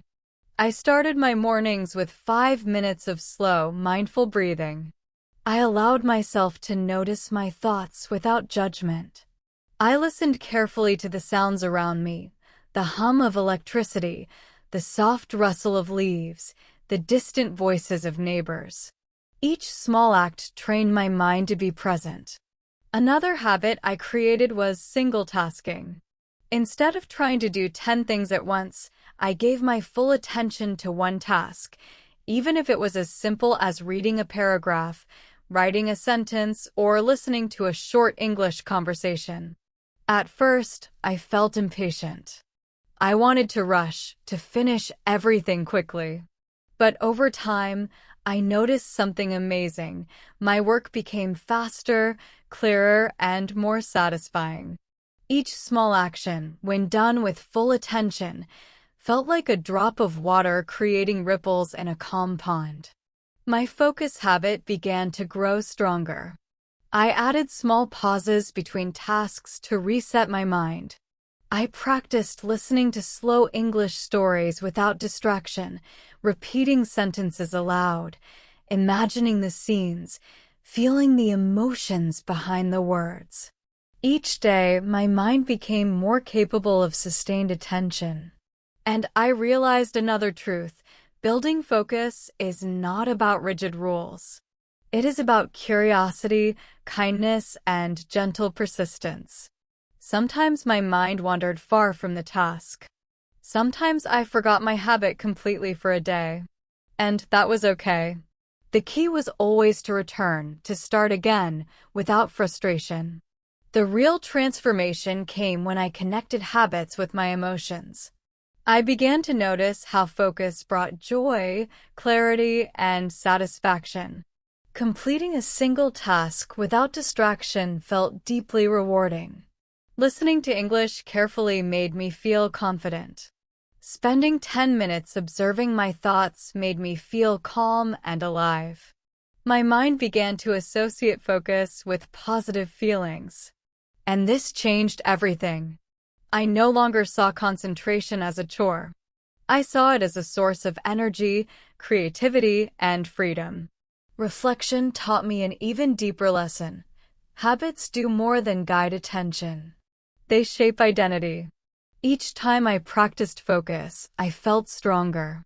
Each time I completed a task fully, I felt capable. Each time I noticed my thoughts without judgment, I felt peaceful.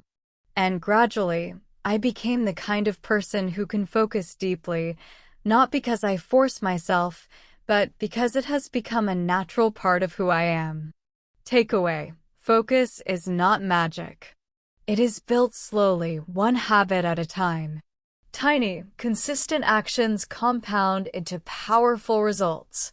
And the emotions connected to these habits, calm, satisfaction, joy, create the motivation to continue. Today, I invite you to try one small habit. Choose one task, even a tiny one, and give it your full attention. Notice when your mind drifts and gently bring it back. Feel the satisfaction of completing it fully. Repeat this each day and watch how your mind slowly grows stronger, clearer, and more capable. The habit of focus is a gift you give yourself. It is a path toward better learning, better work, and a richer, more meaningful life. And as your habit grows, so does your confidence. Your mind becomes a steady companion, your attention a powerful tool, and your life more aligned with your goals and dreams. Imagine yourself in a week, a month, a year, with this habit of focus. Tasks feel lighter, learning feels easier, and your mind feels alive. You are not overwhelmed by distraction. You are present, engaged, and fully aware. This is the power of the focus habit, slowly nurtured, patiently practiced, and deeply felt. And it all begins with one small, mindful choice today. Distractions are everywhere. They whisper to us in the quiet moments, tug at our attention when we least expect it, and pull us away from what truly matters. I remember a time when I felt completely overwhelmed by distraction. I was trying to study English, but every few minutes, my phone would buzz. Notifications from social media, messages from friends, emails, news updates, each one calling for my attention. My mind jumped from one thing to another, and I felt exhausted, frustrated, and powerless. That evening, I sat quietly and asked myself a simple question: why am I letting these distractions control me? I realized that distraction is not the problem itself. The real problem is how we respond to it. The mind naturally seeks stimulation, novelty, and ease. That is why distractions are so tempting. They promise instant relief, excitement, or information, but they steal focus and leave us feeling drained. I decided to experiment. I chose a single task, listening to an English story, and committed to focusing fully for just 10 minutes. I turned off my phone, closed unnecessary tabs, and created a calm space. The first few minutes were challenging. My mind wanted to check messages, think about what to eat, plan tomorrow, remember yesterday. But I kept returning my attention to the story. Slowly, I began to notice the subtle beauty of concentration. Each word, each sound, each pause became alive. I could imagine the scenes clearly, feel the emotions behind the words, and hear the rhythm of natural English. I began to realize that distractions lose their power when we train our minds to choose attention intentionally. Over time, I developed small strategies to overcome distractions consistently. One strategy was environment design. I created spaces dedicated to focused work, a desk cleared of clutter, quiet surroundings, minimal phone access. The environment itself became a support for my mind. Another strategy was time blocking. I set specific periods for focused work and allowed breaks for other activities. This prevented constant interruptions and trained my mind to recognize the natural rhythm of focus and rest. I also learned the power of awareness. Every time I noticed my mind wandering, instead of criticizing myself, I gently returned my attention to the task. This simple practice transformed distraction from a source of frustration into an opportunity for growth. Each time I corrected my attention, my mental resilience grew stronger. I began to understand a deeper truth. Distraction is not the enemy. It is a teacher. It shows us where our attention is weak, where habits are untrained, and where patience is needed. By facing distractions with curiosity and kindness, I developed control over my focus rather than relying on willpower alone. In applying these lessons to English learning, the results were profound. Listening and repeating became easier, comprehension improved, and confidence grew. I could follow stories for longer periods without losing attention, and my speaking became smoother and more natural. Beyond learning, this ability to overcome distractions improved life in many ways. I became more present with friends, attentive in conversations, and calm during work. Tasks that once felt overwhelming became manageable. Life felt richer, slower, and more fulfilling. Reflection taught me another essential lesson. Overcoming distraction is a skill, not a one-time victory. Each day brings new challenges, temptations, and interruptions. The key is to practice consistently, to be patient, and to return gently each time attention drifts. Takeaway: distractions are natural, but you have the power to train your mind. Design your environment, set clear intentions, practice awareness, and allow focus to become a habit.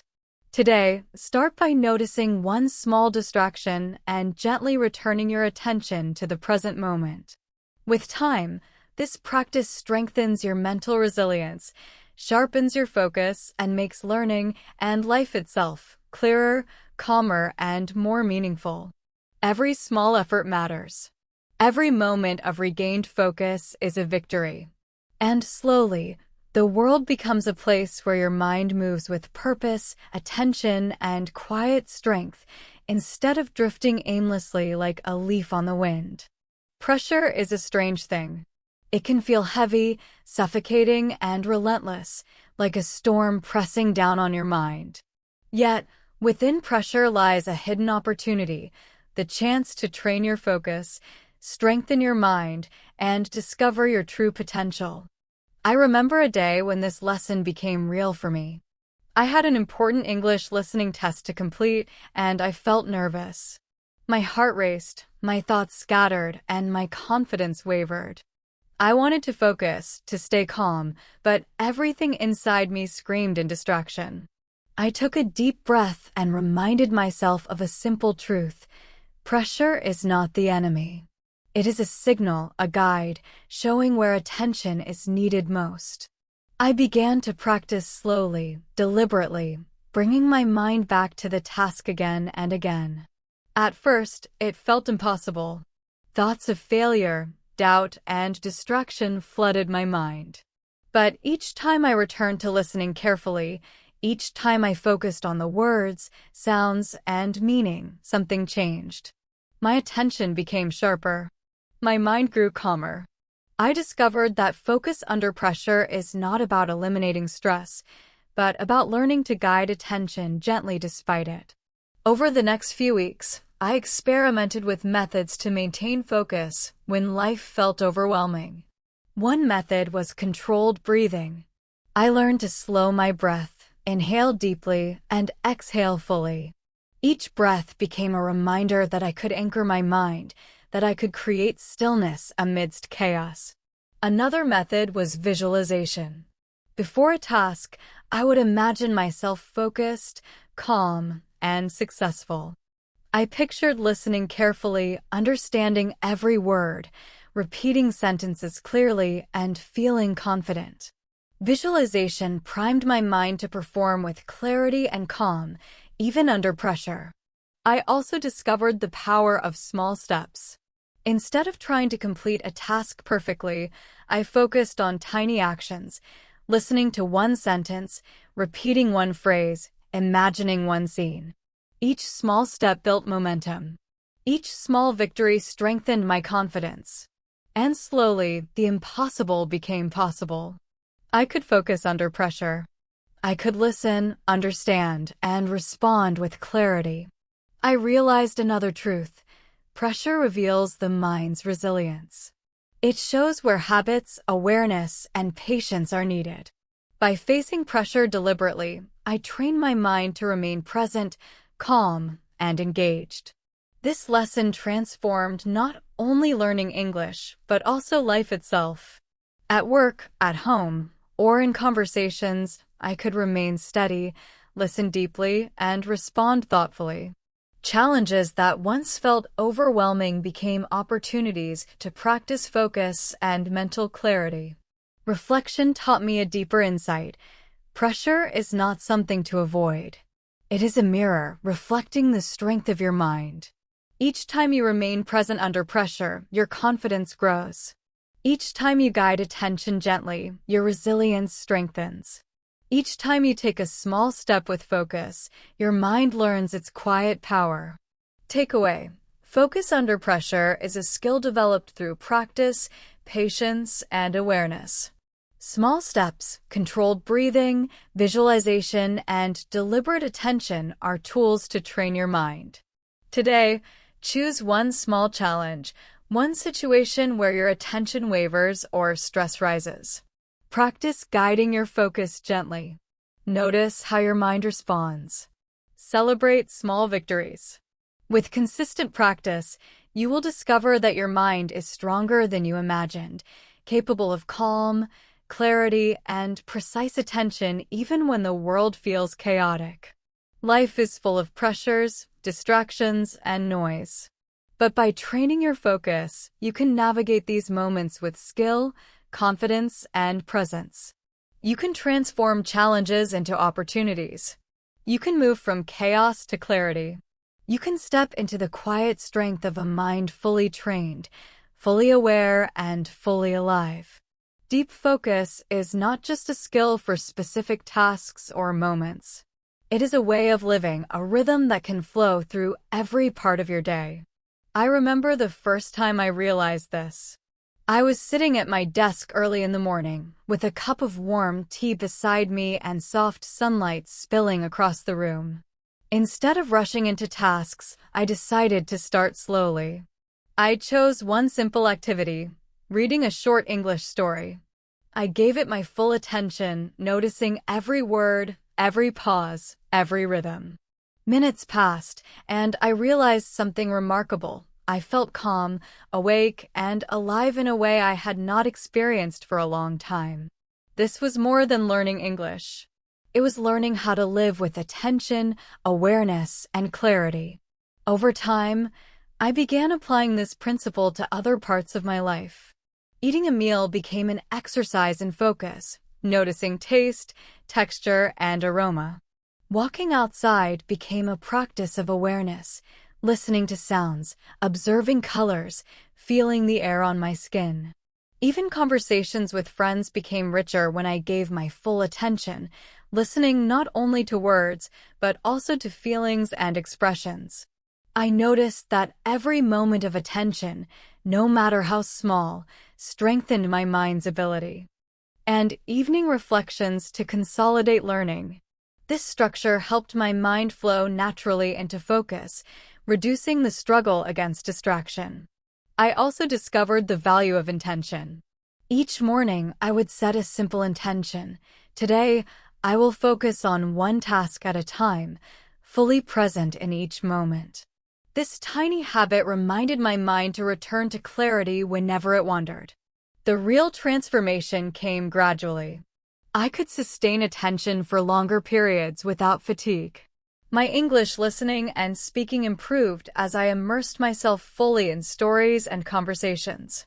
I could complete tasks efficiently, with less stress and more satisfaction. And perhaps most importantly, life itself felt richer. Small moments of beauty, learning, and connection became visible because my mind was awake and present. Reflection taught me another truth. Deep focus is not about perfection. It is not about eliminating distractions entirely or performing flawlessly. It is about presence, patience, and gentle persistence. Each time attention drifts, bringing it back is itself practice. Each time a task is completed fully, it reinforces the mind's strength. Takeaway: mastering deep focus in daily life is a combination of structure, intention, and awareness. Simple routines, mindful practice, and small, consistent habits train the mind to sustain attention naturally. Today, you can take a small step, choose one activity, even for 10 minutes, and immerse yourself fully. Notice every detail, every sound, every feeling. Bring your attention back gently whenever it drifts. Repeat this each day, and slowly, you will feel your mind growing stronger, sharper, and more alive. Life is full of moments, tasks, and learning opportunities. By mastering deep focus, you transform each one into a meaningful experience. Your mind becomes a tool of clarity, your attention a source of power, and your life richer, calmer, and more fulfilling. Deep focus is not a secret. It is a practice. And each moment you dedicate to it plants a seed for a life of clarity, strength, and achievement. Focus alone is powerful, but when combined with learning strategies, it becomes transformative.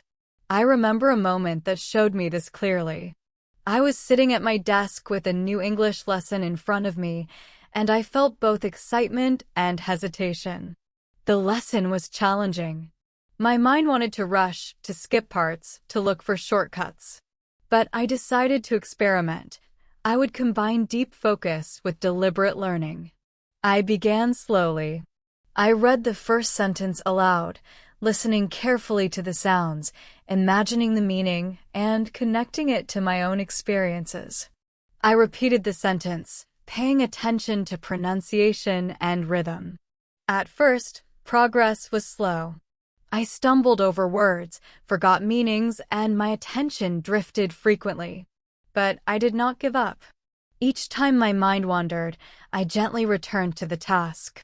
And something incredible happened. With focused attention, I began to absorb more. My understanding deepened. Words that once felt unfamiliar started to feel natural. Sentences that were confusing became clear. I realized that focus amplifies learning because it allows the mind to notice details, make connections, and retain information more effectively. I experimented with other strategies as well. I asked questions about the content. What does this mean? How does this relate to my life? I visualized the scenes and emotions in stories. I summarized lessons in my own words. Each strategy, combined with deep focus, created a learning experience that was vivid, memorable, and enjoyable. Over time, I noticed a pattern. Learning with focus felt effortless in comparison to distracted studying. My mind was calmer, more alert, and more capable of understanding subtle details. Mistakes became opportunities for growth, not sources of frustration. Reflection taught me an important lesson. Learning is most effective when the mind is fully present. Focus is the soil, and learning strategies are the seeds. With care, patience, and repetition, knowledge grows naturally, deeply rooted in understanding rather than just memorization. This approach transformed my English practice. Listening exercises became immersive. Speaking exercises became expressive and natural. I could understand stories more deeply, remember vocabulary effortlessly, and feel confident when speaking or writing. Takeaway: combining focus with deliberate learning strategies magnifies results. Whether listening, speaking, reading, or writing, attention plus active engagement creates understanding that lasts. Today, try a small exercise. Pick a short English passage. Listen slowly, repeat aloud, visualize, and ask questions about the meaning. Notice how your mind absorbs more when you are fully present. With practice, focus, and learning together create not just skill, but confidence, clarity, and a sense of achievement.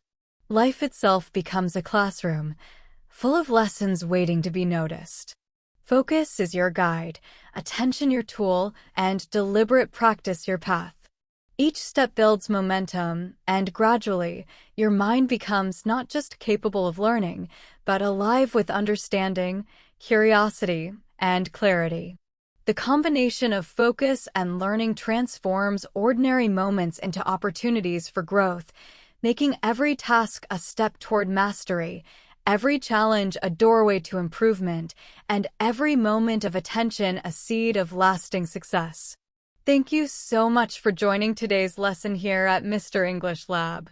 If you found this video helpful, don't forget to like the video, subscribe to the channel, and leave a comment below telling me what you want to learn next. Your support helps the channel grow and helps me create more lessons for you. Take care, keep practicing, and I'll see you in the next class.